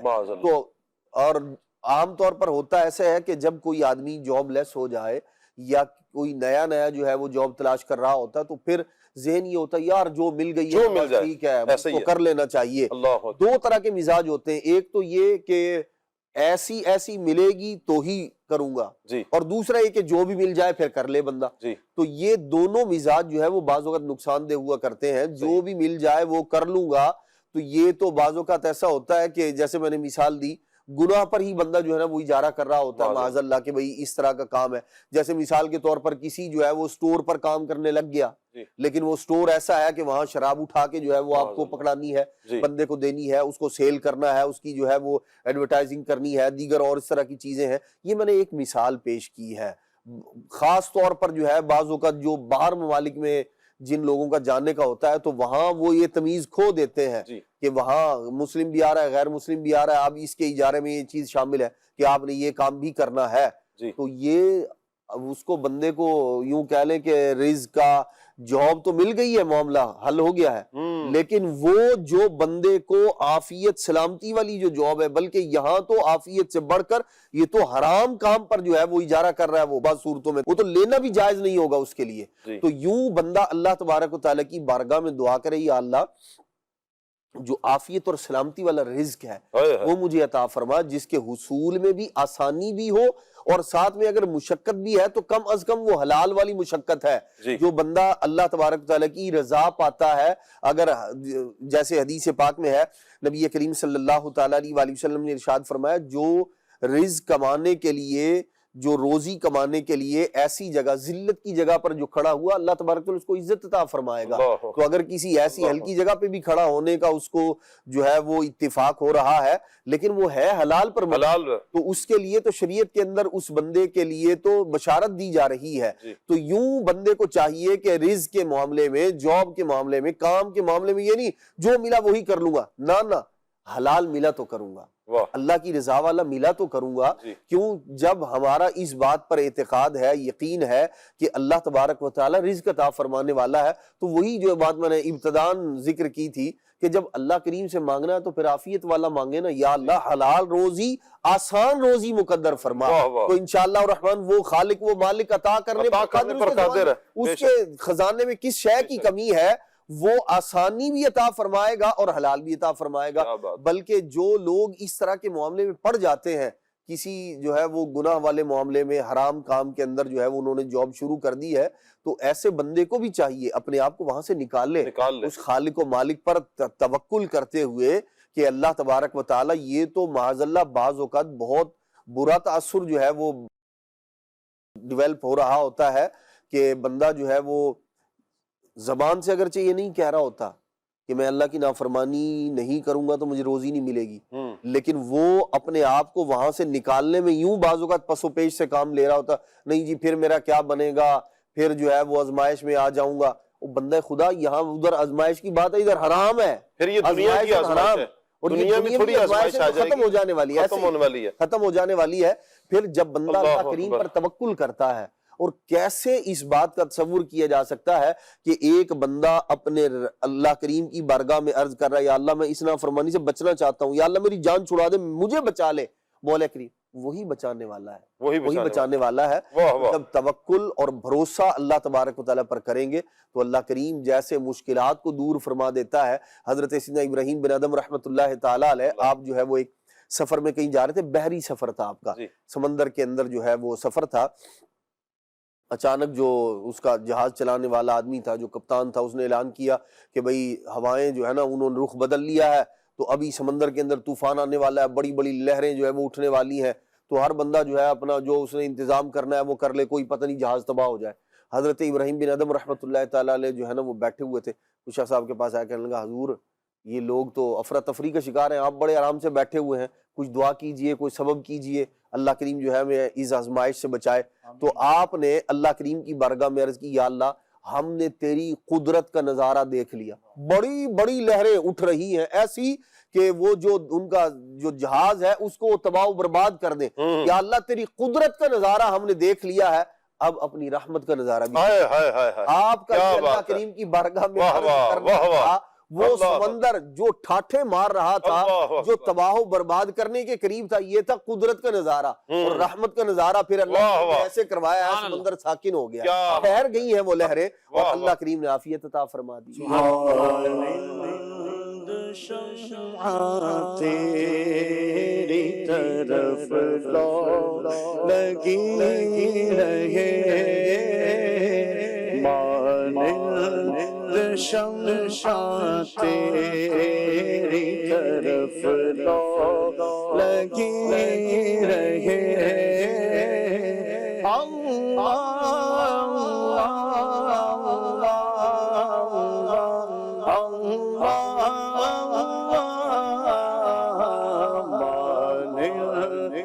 شمع تیری طرف لگی رہے،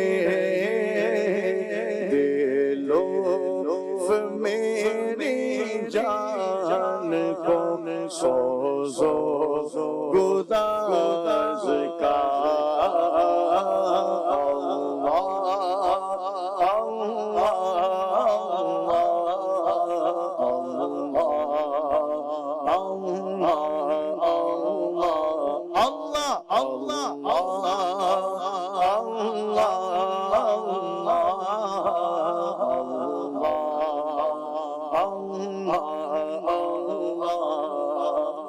تو خالق جن و بشر ہے یا اللہ،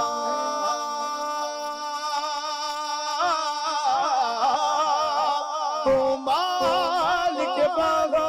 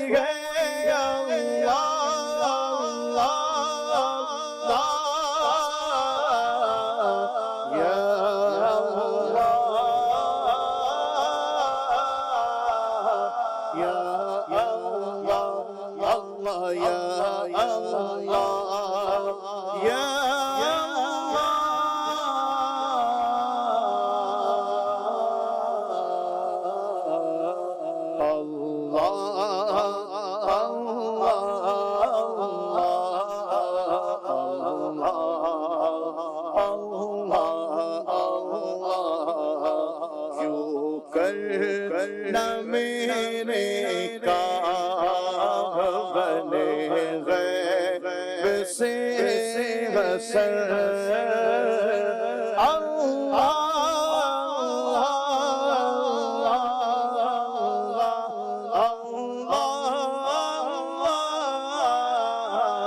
کیوں کرنا میرے کام بنے غیب سے حسن بندہ بھی تو کیسے بڑے کار ساز کا اللہ اللہ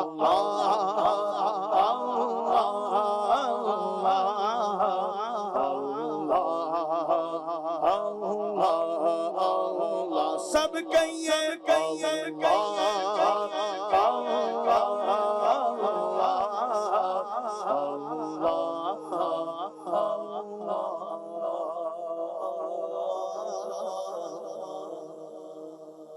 کیا بات ہے عدنان بھائی، اللہ پاک آپ کو برکتوں سے مالا مال فرمائے۔ مدنی چینل کے ناظرین، ٹاپک ہے ہمارا عافیت۔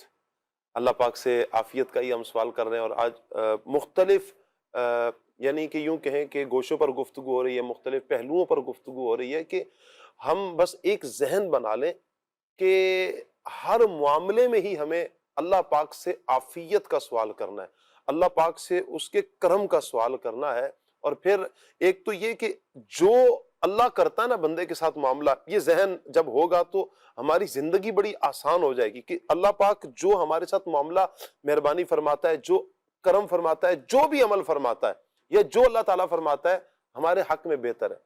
اگر یہ اپنی زندگی میں ہم شامل کر لیں تو قاسم بھی کیا ایسا نہیں لگتا کہ ہماری زندگی آسان ہو جائے گی؟ سب سے پہلے تو اللہ تبارک و تعالیٰ سے ہمیں عافیت کا سوال کرنا چاہیے۔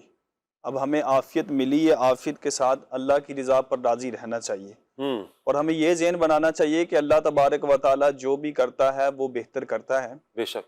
قرآن کریم کے اندر اللہ جل شانہ ارشاد فرماتا ہے، سورہ بقرہ کی آیت نمبر 216 ہے، اللہ تبارک و تعالیٰ ارشاد فرماتا ہے وَعَسَىٰ أَن تَكْرَهُوا شَيْئًا وَهُوَ خَيْرٌ لَكُمْ وَعَسَىٰ أَن تُحِبُّوا شَيْئًا وَهُوَ شَرٌّ لَكُمْ وَاللَّهُ يَعْلَمُ وَأَنْتُمْ لَا تَعْلَمُونَ۔ اس آیت مقدسہ کا یہ ترجمہ ہے کہ اللہ تبارک و تعالیٰ قرآن پاک کے اندر ارشاد فرماتا ہے کہ قریب ہے کہ کوئی چیز تمہیں ناپسند ہو حالانکہ وہ تمہارے حق کے اندر بہتر ہو، اور قریب ہے کہ کوئی چیز تمہیں پسند ہو اور تمہارے حق میں بری ہو، اور اللہ تبارک و تعالیٰ جانتا ہے تم لوگ نہیں جانتے۔ جی، اب یہ کتنی پیاری آیت ہے کہ جس چیز کو انسان یہ کہتا ہے کہ میرے لیے اچھی ہے، یہ میرے لیے بہتر ہے، اچھا ہے، لیکن اللہ تبارک و تعالیٰ کو پتہ ہے کہ وہ اس کے لیے اچھی نہیں بلکہ بری ہے۔ جی، اور جس چیز کو انسان کہتا ہے میرے لیے بری ہے، جی، اللہ تبارک و تعالیٰ کو پتہ ہے کہ اس کے حق میں یہ بہتر ہے۔ مرقات المفاتیح کے اندر ایک حدیث پاک نقل کی حدیث قدسی ہے کہ اللہ تبارک و تعالیٰ ارشاد فرماتا ہے کہ میرے کچھ بندے ایسے ہیں کہ ان کا غریب ہونا ہی بہتر ہے، کیونکہ اگر ان کو امیری دی جاتی تو ان کا حال بگڑ جاتا۔ اللہ اکبر۔ اور اسی طرح بعض بندے وہ ہیں کہ جن کا امیر ہونا ہی بہتر ہے، جی، کہ اگر ان کو غریبی دی جاتی تو ان کا حال بگڑ جاتا۔ یہ اللہ تبارک و تعالیٰ ہی بہتر جانتا ہے کہ کس کو کتنا رزق کیسے اور کس وقت دینا ہے۔ جی، ایک بہت ہی بڑا پیارا واقعہ کہ حضرت عیسیٰ علیہ نبینا علیہ الصلوۃ والسلام اللہ تبارک و تعالیٰ کے نبی ہیں، ایک دفعہ ایک نہر کے قریب سے گزرے، کیا دیکھتے ہیں کہ چند بچے وہاں پر نہر کے اندر نہا رہے ہیں۔ ان بچوں میں ایک بچہ ایسا تھا کہ جو نابینا تھا، اس کی آنکھوں کی روشنی نہیں تھی، تو کیا دیکھتے ہیں کہ سب بچے وہاں نہا رہے ہیں، جو تندرست جن کی آنکھیں صحیح وہ بچے نابینا بچے کو غوطے دے رہے ہیں۔ حضرت عیسیٰ علیہ الصلوۃ والسلام نے دیکھا کہ وہ اس طرح کا معاملہ بچے کر رہے ہیں، اور بچہ جو نابینا نہ ہی تو ان کو پکڑ سکتا ہے، نہ اس معاملے کے اندر کامیاب ہو رہا ہے کہ کس نے مجھے غوطہ دیا اس کو پکڑوں۔ تو آپ نے جب اس بچے کی حالت دیکھی تو بڑا رحم آیا، اللہ کی بارگاہ میں دعا کی، یا اللہ اس بچے کو آنکھیں دے۔ اللہ تبارک و تعالیٰ نے حضرت عیسیٰ علیہ الصلاۃ والسلام کی اس دعا کو قبول کیا، اس نبینہ بچے کو آنکھیں مل گئی۔ جب اس نبینہ بچے کو آنکھیں ملی تو اب وہ آپس میں نہا رہے تھے بچے۔ اب جس نبینہ کو آنکھیں ملی اس نے ایک بچے کو پکڑ کے اتنے غوطے دیے کہ وہ بچہ مر گیا، پھر دوسرے بچے کو غوطے دیے، وہ دونوں قتل ہو گئے۔ تو اب حضرت عیسیٰ علیہ السلام نے جب یہ معاملہ دیکھا کہ اس بچے کی وجہ سے دوسرے 2 بچے قتل ہو گئے، تو اللہ تبارک و تعالیٰ کی بارگاہ میں عرض کرتے ہیں کہ یا اللہ یہ نبینہ ہی بہتر تھا۔ اللہ تبارک و تعالیٰ نے دوبارہ اس بچے کی آنکھیں واپس لے لی۔ اس حکایت سے اب دیکھیں کیا درس ملتا ہے کہ ہم کو تو اس بچے پر ترس آ رہا ہے سن کے کہ یار نبینہ بچہ ہے، دوسرے اس پہ ظلم کر رہے ہیں، لیکن اللہ تبارک و تعالیٰ کو پتہ ہے کہ اس کے اندر حکمت کیا ہے، بہتری کیا ہے کہ اس کو آنکھیں نہیں دی۔ اسی طرح ایک بہت ہی پیاری حکایت ہے، عیون الحکایہ دعوت اسلامی کے مکتبۃ المدینہ سے یہ چھپی ہے کتاب، تو اس کے اندر بڑا ہی پیارا واقعہ ہے کہ ایک بزرگ، اس کے پاس ایک مرغا، ایک گدھا اور ایک کتا تھا، اور وہ جو بزرگ تھے وہ ایک جنگل کے قریب رہتے تھے۔ مرغا کیا کام کرتا تھا؟ صبح نماز کے لیے جگاتا تھا۔ گدھا جو رکھا ہوا تھا انہوں نے وہ اپنے گھر کا ساز و سامان اور دیگر ضروریات آنے جانے کے لیے رکھا ہوا تھا۔ کتا ان کے گھر کی اور سامان کی حفاظت کرتا تھا، لیکن وہ جو بزرگ آدمی تھے بڑے صابر و شاکر تھے۔ ایک دن کیا ہوا کہ ایک لومڑی آتی ہے، آ کر اس مرغے پر حملہ کرتی ہے، اس مرغے کو لے جاتی ہے۔ اب وہ گھر والے بڑے پریشان کہ مرغا تو ہمیں صبح نماز کے لیے جگاتا تھا، لیکن یہ لومڑی نے اس کا کام تمام کر دیا۔ اب وہ بزرگ اللہ تبارک و تعالیٰ کی رضا پر راضی رہنے والے، انہوں نے جب یہ معاملہ دیکھا تو ان کی زبان سے یہ جملہ نکلا کہ اللہ تبارک و تعالیٰ جو کرتا ہے بہتر کرتا ہے۔ پھر کیا ہوا کہ چند دن گزرے، ایک بھیڑیا آتا ہے جنگل سے اور اس گدھے کو چیر پھاڑ کر دیتا ہے، گدھا بھی مر جاتا ہے۔ اب گھر والے مزید پریشان کہ پہلے مرغا گیا، اب گدھا بھی گیا، ہم اپنے گھر کی ضروریات جو سامان وغیرہ لے کے آنا جانا تو وہ کس طرح لے کے آئیں گے؟ لیکن اس بار بھی ان بزرگ کی زبان پر یہی جملہ آیا کہ اللہ تبارک و تعالیٰ جو کرتا ہے بہتر کرتا ہے۔ اب کچھ دن گزرتے ہیں کہ کتا بیمار ہوتا ہے اور کتا بھی مر جاتا ہے۔ اب وہی معاملہ کہ گھر والے پریشان کہ پہلے مرغا گیا، پھر گدھا گیا، کتا تو ہمارے گھر کی حفاظت کرتا تھا، ہمارے ساز و سامان کی حفاظت کرتا تھا، تو اب یہ بھی مر گیا۔ گھر والے پریشان ہیں، لیکن وہ بزرگ رحمت اللہ تعالیٰ علیہ انہوں نے اس بار بھی یہی جملہ بولا کہ اللہ تبارک و تعالیٰ جو کرتا ہے بہتر کرتا ہے۔ کچھ دن گزرتے ہیں کہ اس جنگل میں ایک قافلہ آتا ہے ڈاکوؤں کا۔ اب جس بستی سے، جس گھر میں جو جانوروں کی آواز آتی تھی تو وہ ان جانوروں کی آواز سن کر اسی گھر کا رخ کرتے اور وہاں جا کر ساز و سامان بھی لوٹتے اور گھر والوں کو قیدی بھی بنا لیتے۔ اب جس گھر کے اندر جانوروں کی آواز آتی رہی، ڈاکو تاک لگا کے یعنی وہ آواز سن کے اس کی پیروی کرتے اور وہاں سے گھر سے ساز و سامان لیتے اور گھر والوں کو بھی قیدی بنا لیتے۔ اب یہ جو بزرگ تھے جن کے پاس مرغا، کتا اور گدھا تھا، اب ان کے گھر میں کوئی جانور، کوئی پرندہ تو تھا نہیں اور گھر کے اندر کسی قسم کو کوئی آواز نہیں آئی تھی، تو اب چور ان کے گھر نہیں آ سکے۔ جب صبح ہوتی ہے تو کیا دیکھتے ہیں کہ وہ پوری جو بستی ہے وہاں پر ڈاکو نے سارا ساز و سامان لوٹا ہوا ہے، لوگوں کو قیدی بنا کر لے جاتے ہیں۔ اب یہ جو بندہ ہے جو ہر بات پر یہ کہتا تھا کہ اللہ تبارک و تعالیٰ جو کرتا ہے بہتر کرتا ہے، جب اس نے دیکھا کہ اللہ تبارک و تعالیٰ نے مرغا، گدھا اور کتا اس کو موت دی تو اس میں بہتری تھی میرے لیے، یعنی اس کی جان بھی بچ گئی، اس کا مال بھی بچ گیا، قیدی ہونے سے محفوظ ہو گئے۔ حقیقت ہے ماشاءاللہ قاسم بھی جو آپ نے گفتگو فرمائی ہے نا کہ ہمارے حق میں کیا بہتر ہے ہم نہیں جانتے، اللہ بہتر جانتا ہے ہمارے حق میں کیا بہتر ہے۔ یہ ذہن میں نے جیسے عرض کی نا مدنی چینل کے ناظرین، اگر ہمارا یہ ذہن بن گیا نا جس دن کہ میرے ساتھ جو معاملہ قدرتی ہوا ہے یا جو میرے ساتھ معاملہ ہوا ہے، جو بھی میرے حالات ہیں، واقعات ہیں، اللہ کی طرف سے ہیں اور اللہ میرے حق میں بہتر فرمائے گا، جب یہ کیفیت ہم ذہن میں بنا لیں گے تو اللہ نے چاہا اللہ رحمت کی نظر فرمائے گا اور ہمارے ہر معاملے میں یہ اللہ پاک رحمت کی نظر فرما دے گا اور اطمینان ہو جائے گا، ہمیں سکون ہو جائے گا۔ بسا اوقات جو آیت مبارکہ بھی تلاوت ہوئی کہ کوئی چیزیں ہمیں بھلی لگ رہی ہوتی ہیں، کوئی چیزیں ہمیں اچھی لگ رہی ہوتی ہیں، لیکن وہ ہمارے حق میں اچھی نہیں ہے، وہ ہمارے حق میں بہتر نہیں ہے۔ اچھا کوئی چیز جو ہمیں لگ رہا ہوتا ہے یہ ہمارے حق میں بہتر نہیں ہے، اللہ جانتا ہے نا کہ کیا ہمارے حق میں بہتر ہے اور کیا ہمارے حق میں بہتر نہیں ہے۔ عدنان بھائی ایسا نہیں ہے کہ ہم یہ اطمینان ہم نصیب کرنے کے لیے یہ ذہن بنا لیں، خالق نے پیدا کیا، جس رب نے پیدا کیا ہے وہ مجھے بہتر انداز میں جینے کے مواقع فراہم کر رہا ہے، اور وہی رب ہے کہ جس نے پیدا کیا ہے، تو وہ جانتا ہے نا زیادہ، مجھ سے بھی زیادہ بہتر وہ جانتا ہے کہ میرے لیے کون کون سے اسباب ہو سکتے ہیں۔ کیا کہیں گے؟ کیا صاحب دیکھیں، یہ جو حدیث پاک ہے، اللہ کے پیارے محبوب صلی اللہ علیہ وسلم نے فرمایا، ویسے یہ مقام بندے کو ملتا بڑی مشکل سے ہے، لیکن جنہیں مل جاتا ہے نا، ہائے ہائے ہائے، وہ اللہ کے بڑے قریب ہوتے ہیں، اور اس کی بارگاہ میں بڑا مقام و مرتبہ ہوتا ہے ان لوگوں کا۔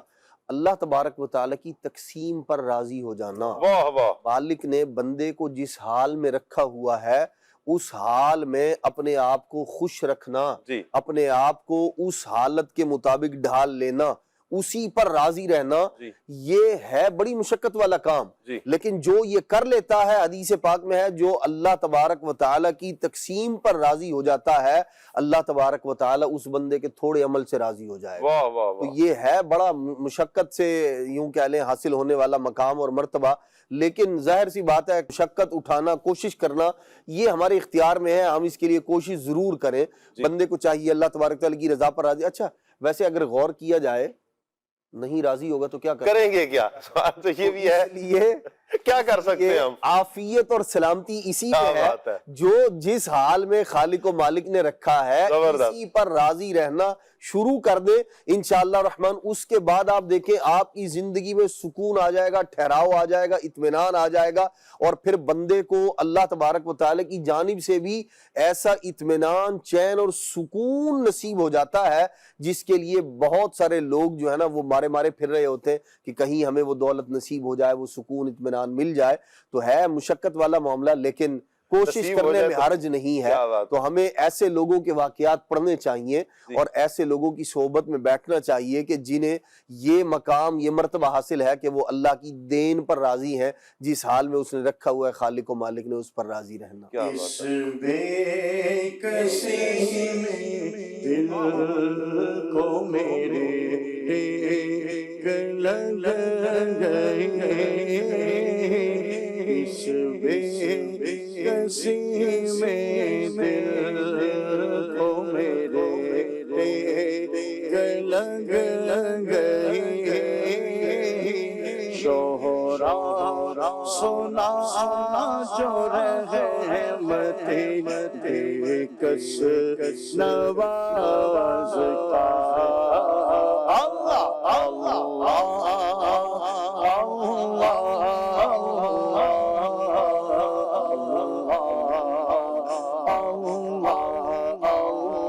سب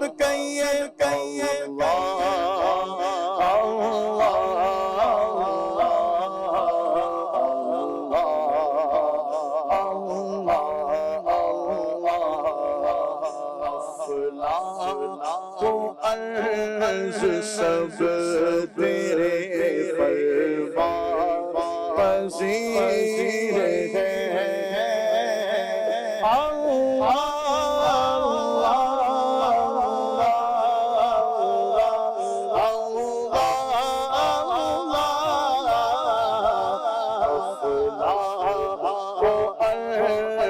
سب تیرے فرمان پذیر ہے،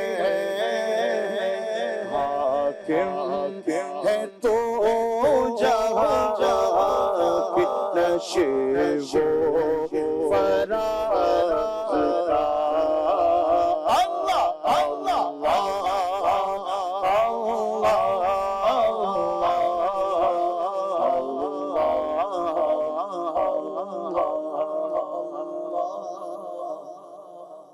اللہ پاک رحمت کی نظر فرمائے۔ آج میں چاہوں گا عدنان بھائی ایک کلام کی فرمائش آپ عدنان بھائی سے کریں، ایک ہمارے عاطف بھائی کریں گے، ایک قاسم بھائی کریں گے، اور ایک فرمائش میں آج ہماری فرمائش پر انشاءاللہ عدنان بھائی کیا فرماتے ہیں، کون سا کلام ہونا چاہیے؟ چمن طیبہ میں سنبل جو سوارے گیسو۔ واہ واہ واہ، اور چلیں پہلے ادھر سے یہ ہو جائے پھر انشاءاللہ ایک ایک کر کے۔ چمن طیبہ میں سنبل جو سوارے سو، چمن طیبہ میں سنبل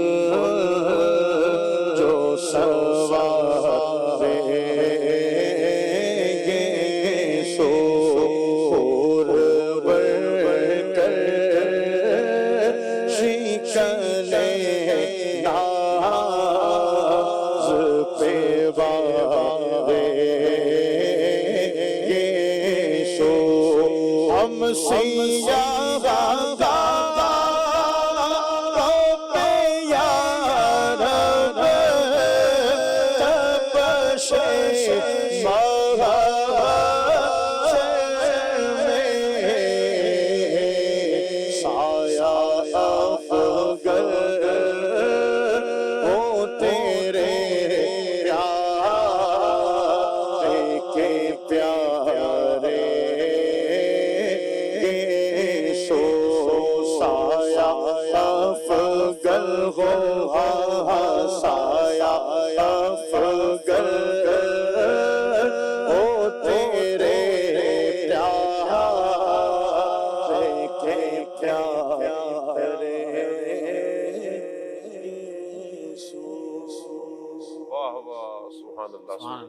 جی عاطف بھائی. زمین و زمان تمہارے لیے وہ وجہ تخلیق کائنات یہ والی گرہ کے ساتھ جو پڑھتے ہیں وہ والا سنا دے تو.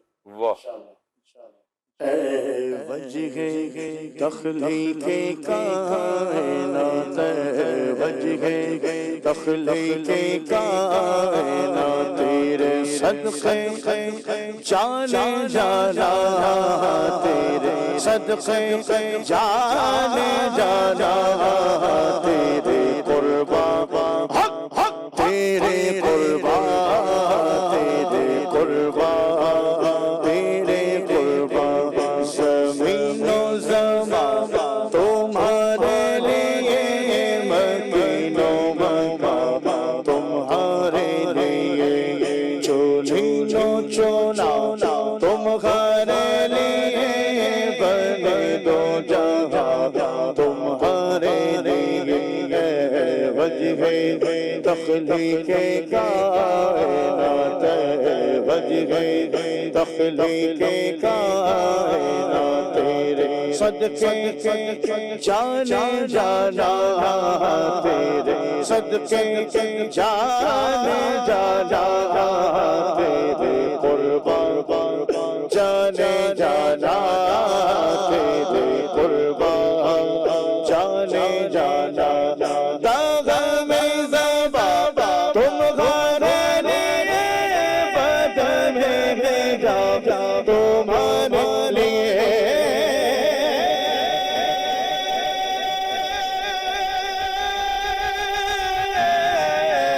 داغ میں زبا تمہارے لیے بدن میں جا تمہارے لیے ہمارے یہاں تمہارے لیے ہمارے یہاں تمہارے لیے اٹھے بھی وہاں تمہارے لیے وجہ تخلیق کائنات تیرے صدقے جانے جانا تیرے صدقے جانے جانا تیرے قربان جانے جانا تیرے قربان جانا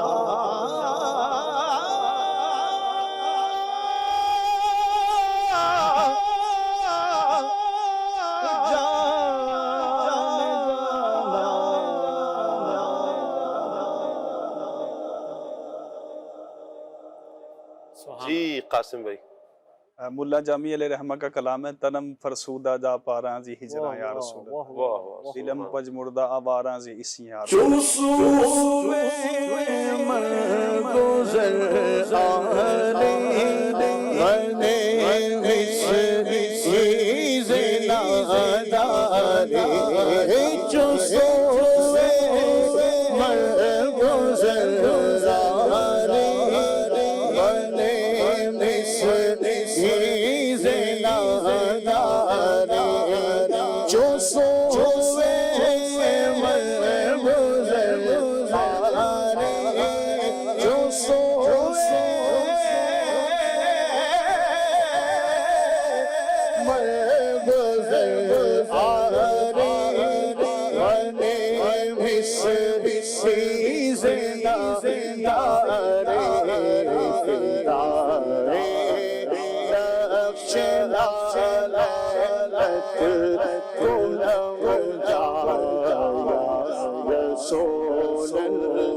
جو سر پہ لگنے کو مل جائے لال پاک حضور تو پھر کہیں کہ ہاں تاجدار ہم بھی ہیں جو سوے پر گزر سارے بنے مصر کی زندہ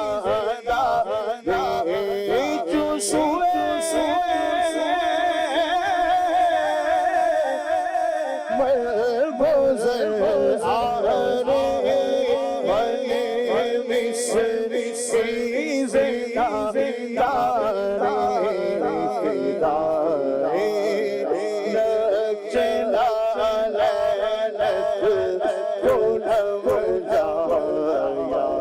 رسول اللہ چھپا دو شفاعت را چھپا دو شفاعت را چھپا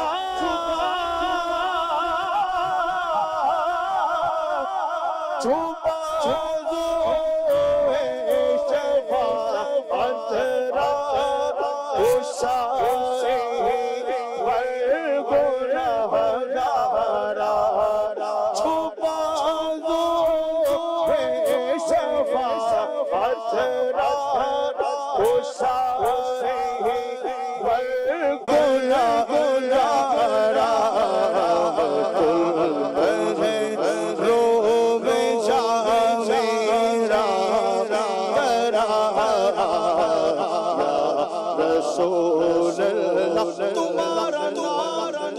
مصیبت میں جب لیا ہوگا ہمارا بگڑا ہوا کام بن گیا ہوگا خدا کا لطف ہوا ہوگا دستگیر ضرور جو گرتے گرتے تیرا نام لے لیا ہوگا جو بازو شفاعت را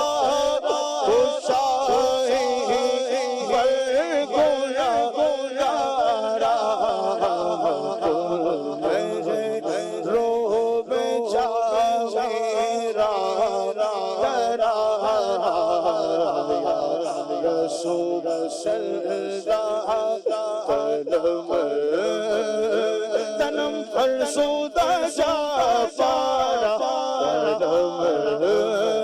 فرسودہ شافارا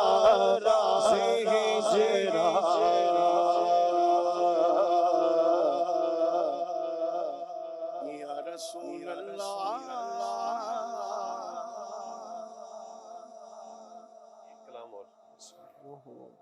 میری طرف سے بھی نا، تینوں کی طرف سے ہو گیا، میری طرف سے بھی شامل فرما لیں.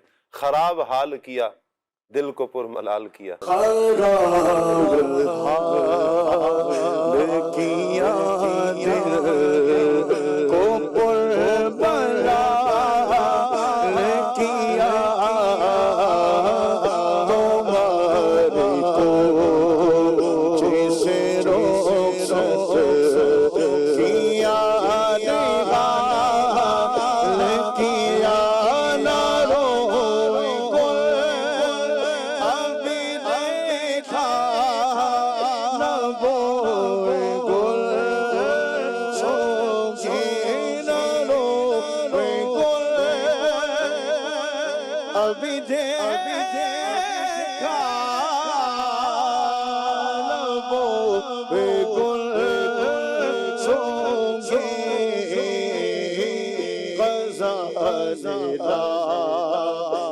قفص میں شکستہ بال کیا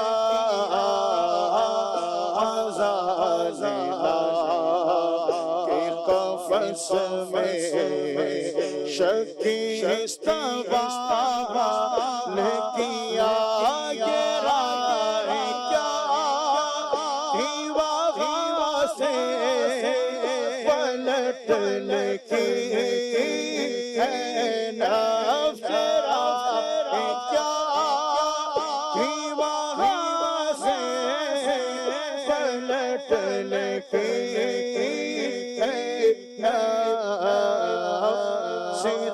اندر الٹی چھری سے ہمیں حلال کیا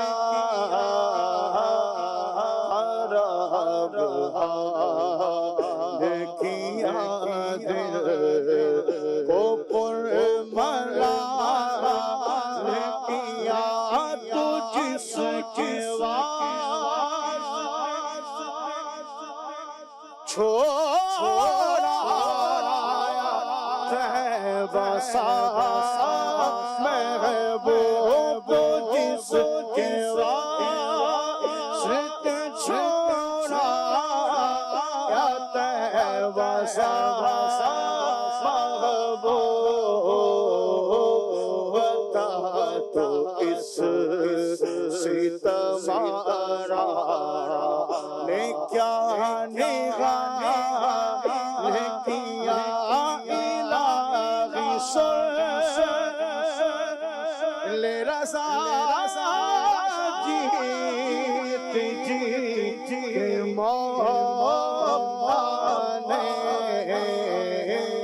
سگانے کو میں چہرہ میرا بغال کیا سگانے کو میں چہرہ میرا بغال کیا تمہارے کو جیسے رخصت کیا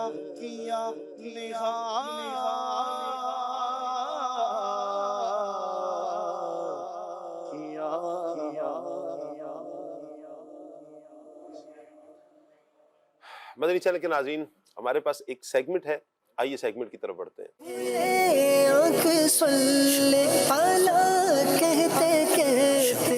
میں نے غور کیا ہے جب آپ ایک دوسرے کے ساتھ تمیز سے بات کرتے ہیں نا، بیوی شوہر کے ساتھ کب تک شوہر بدتمیزی کرے گا؟ ایک واقعہ پڑھ رہا تھا، ایک شوہر شرابی، جواری، بد اخلاق، بیوی اللہ نے کی رحمت سے نیک تھی، آؤٹ آف پاکستان کا واقعہ ہے، بیوی نیک تھی، مگر اس بیوی کا کام ایک ہی تھا، شوہر کے ساتھ بد اخلاقی نہیں کرتی تھی اور تہجد پڑھ کر اپنے شوہر کی نیکی کی دعا کرتی تھی۔ اس کا کام دو کام کرتی تھی۔ ایک دن وہ شراب کے نشے میں کہیں دودھ پڑا ہوا تھا تو اس کو کوئی آدمی اٹھا کے گھر لے آیا، گھر لایا تو اس آدمی نے سنا کہ وہ اپنی بیوی کے ساتھ کیسی بدسلوکی کر رہا تھا۔ بعد میں اس آدمی نے اس سے بات کی، یار میں تمہیں لے گیا، تم تو ایسے ایسے تھے اور تمہاری بیوی تمہیں کو رسپونڈ نہیں کر رہی تھی۔ اس نے بیوی کی احساس ذمہ داری اور اس کی جو اچھی اور نیکی تھی اس کا اس کو احساس دلایا۔ اس پر اس کو چوٹ لگی اور آہستہ آہستہ وہ شراب سے گیا، جوئے سے گیا، سب سے گیا اور الحمدللہ نیک بن کے نمازی بن گیا اور نیکی کی دعوت دینے والا بن گیا۔ یعنی یہ میں اسلامی بہنوں سے کہہ رہا ہوں کہ مایوس مت ہوا کرو، اللہ پاک کی رحمت بہت بڑی ہے، دل بدلنے میں دیر نہیں لگتی، تو آپ بھی صبر سے کام لیں۔ اگر شوہر کو اللہ نہ کرے کوئی ایسا معاملہ ہو گیا کہ بیوی بد اخلاق ہے، اللہ نہ کرے بدتمیزی کرتے، آپ کے پاس ایک کی تو فرد ہے جس کی اصلاح کر، آپ ایک کی بھی اصلاح نہیں کر سک رہے، آپ کیسے شوہر ہو؟ شوہر کو امام غزالی رحمۃ اللہ تعالیٰ نے احیاء العلوم میں طبیب لکھا ہے۔ کیا لکھا ہے؟ طبیب، ڈاکٹر، علاج کرتا ہے۔ اگر اللہ نہ کرے بیوی میں کوئی ایسی بد اخلاقی کی بیماری آئے تو شوہر اس کا علاج کرتا ہے، مارتا پیٹتا نہیں ہے، اس کے ساتھ بد اخلاقی نہیں کرتا۔ آپ کے ساتھ کوئی بد اخلاقی کرے تو آپ اس کے ساتھ بد اخلاقی کرو گے؟ نہیں۔ ناپاکی پاک پانی سے دھلتی ہے، ناپاکی سے نہیں دھلتی۔ آپ کسی کی بھی اصلاح کرنا چاہتے تو اس کے لیے اس کا میتھڈ ہے، اس کی میتھڈ کو اپلائی کریں گے تو ہوگا۔ تو یوں انشاءاللہ تعالی جب گھر میں رہیں گے تو دیکھیے کیسا فرق پڑتا ہے۔ ام المومنین سیدہ عائشہ صدیقہ رضی اللہ تعالیٰ عنہ نے بڑی پیاری بات ارشاد فرمائی۔ آپ فرماتی ہیں کہ اگر میرے آقا صلی اللہ علیہ وسلم کو کوئی گھر کے اندر اور گھر کے باہر بلاتا تو میرے آقا جواب میں کیا فرماتے پتہ ہے؟ لبیک۔ آقا کا کیا فرمان ہوتا؟ لبیک۔ جیسے اگر میں کہوں لبیک یعنی میں حاضر ہوں، یعنی وہ ہوتا نا، جی کہیے کیا حکم ہے، جی کہیے۔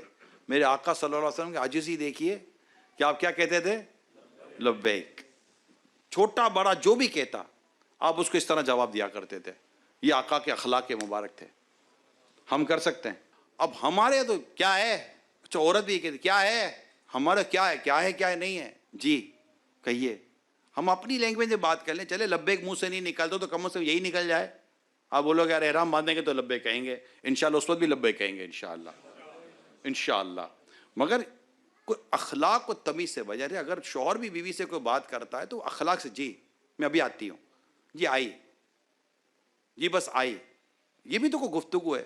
شوہر کہہ دے ہاں جی جی آ رہا ہوں, جی ابھی کر رہا ہوں, میں اب اٹھ رہا ہوں, بس ابھی کر رہا ہوں. یہ آپ جی جناب سے بات کریں گے گھر مدینہ مدینہ ہو جائے گا. اب یقین مانیں تو طرح سے بات نہ کریں, آپ جی جناب کیا کہیں گے, آپ جی جناب, بس آپ جی جناب سے بات کریں. بچے سنیں گے کہ ہمارے امی ابو کس قدر ادب سے گفتگو کرتے ہیں ایک دوسرے کے ساتھ. بچوں کی گفتگو چینج ہو جائے گی. اس طرح گھر میں دینی ماحول لائیں, نماز پڑھیں. یعنی شوہر بیوی کو اٹھائے, بیوی شوہر کو اٹھائے, تہجد کے لیے اٹھائے, نماز کے لیے اٹھائے. اٹھو نماز کا وقت ہو, تہجد کا. حدیث میں یہاں تک آیا ہے کہ اگر شوہر نہ اٹھے تو بیوی اس کے منہ پہ پانی چھڑک دے, اور اگر بیوی نہ اٹھے تو شوہر اس کے پاس پانی چھڑکے, یا شوہر نہ اٹھے تو بیوی اس کے منہ پہ پانی چھڑک دے. مگر یہ پہلے سے انڈرسٹینڈنگ ہوا, پتا چلے پانی چھڑکا اور وہ کچھ اور ہی چھڑک دے گا. اور نیند میں تو ویسے ہی پانی منہ پہ ڈالو تو, مگر حدیث پہ باقاعدہ آیا ہے پانی چھڑکنے کا, اور اس کے لیے بشارتیں ہیں, ثواب ہے دونوں کے لیے. اب آپ سوچئے کہ کتنی خوبصورت تعلیم و تربیت ہے کہ دونوں ایک دوسرے کو تہجد کے لیے اٹھاؤ. یہاں تو آفس کے لیے اٹھانا مسئلہ ہے, آفس کے ہی اٹھے گا آدمی, خود نہیں اٹھے گا, بیوی اٹھائے گی. اب اٹھ جائیے, حالانکہ آفس اس کی ہے, اٹھنا اس کو چاہیے, مگر پھر بھی ڈیوٹی اس کی ہے, نوکری اس کی ہے, گئے اٹھ جائیے. اور نہ اٹھا تو اس کی مصیبت آئی کہ اٹھایا نہیں تھا. تو یہ ساری چیزیں. تو اگر ہم اس طرح کا ماحول بنائیں, نماز کا ماحول بنائیں, عبادت کا ماحول بنائیں, نیکی کا ماحول بنائیں, ماشاءاللہ 1500 بعد درود پاک تقسیم کر دیں روز کے, کہ آپ بھی 1500, میں بھی 1500, بچے بھی 1500 تسبیحات دے دیں, کاؤنٹر تسبیح دے دیں ایک دوسرے کو, کہ انشاءاللہ روزانہ 1500 بعد درود پاک پڑھیں گے. گھر میں روحانیت نہ آئے تو مجھے کہیے گا. گھر میں یہ میوزک, گانے باجے, موسیقی بند کریں. یہ تو نحوستیں گھر میں لڑائیاں لاتی ہیں. مجھے پتہ چلا ہے, کہیں بات کر رہا تھا, اس طرح کے موضوع تھا, کہا بھائی تم بات کر رہے ہو, یہ ڈرامے گھروں میں جو چل رہے ہیں نا, ڈراموں کی وجہ سے گھر میں لڑائیاں ہو گئی ہیں. وہ ڈرامہ کیوں لڑائی کرے گا؟ بولے ڈراموں میں کریکٹر ہی ایسے آ گئے کہ جن میں گھروں میں لڑائیاں ہو رہی ہیں. اب ہوتے ہوں گے ایسے کوئی ڈرامے, تو کیا ضرورت ہے ایسے ڈرامے دیکھنے کی جس سے گھر میں لڑائیاں ہو جائیں؟ کیا ضرورت ہے فلم ڈرامہ دیکھنے کی؟ کیا ضرورت ہے اس طرح کے کام کرنے کی؟ گھر میں اللہ کا شکر ہے مدنی چینل دیکھتے رہیں, مدینہ مدینہ کرتے رہیں, مکے مکے کی باتیں کرتے رہیں انشاءاللہ.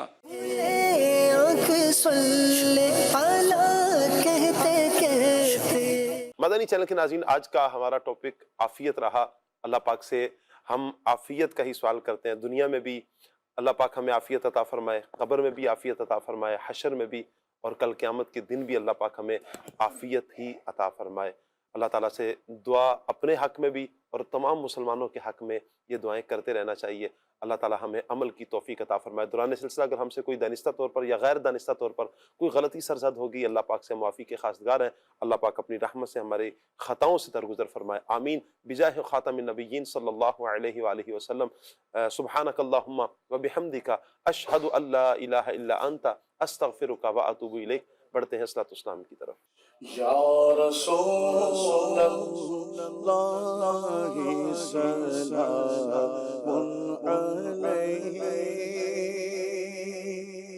یا حبیب اللہ سلام علیہ, مصطفیٰ جان رحمت پیدا کو سلام, شمع بز میں ہدایت پیدا کو سلام, جس طرف اٹھ گئے دم میں دم آ گیا, اس نگاہ عنایت پیلا کو سلام, یا رسول اللہ سلام علیہ یا حبیب اللہ سلام علیہ غوث آدم امام مصطفیٰ بندوں کا جلوہ شان قدرت پہ لاکھوں سلام یا رسول اللہ سلام علیہ یا حبیب اللہ سلام کھلے آنکھ صلی اللہ کہتے کہتے کھلے آنکھ صلی اللہ کہتے کہتے کھلے آنکھ صلی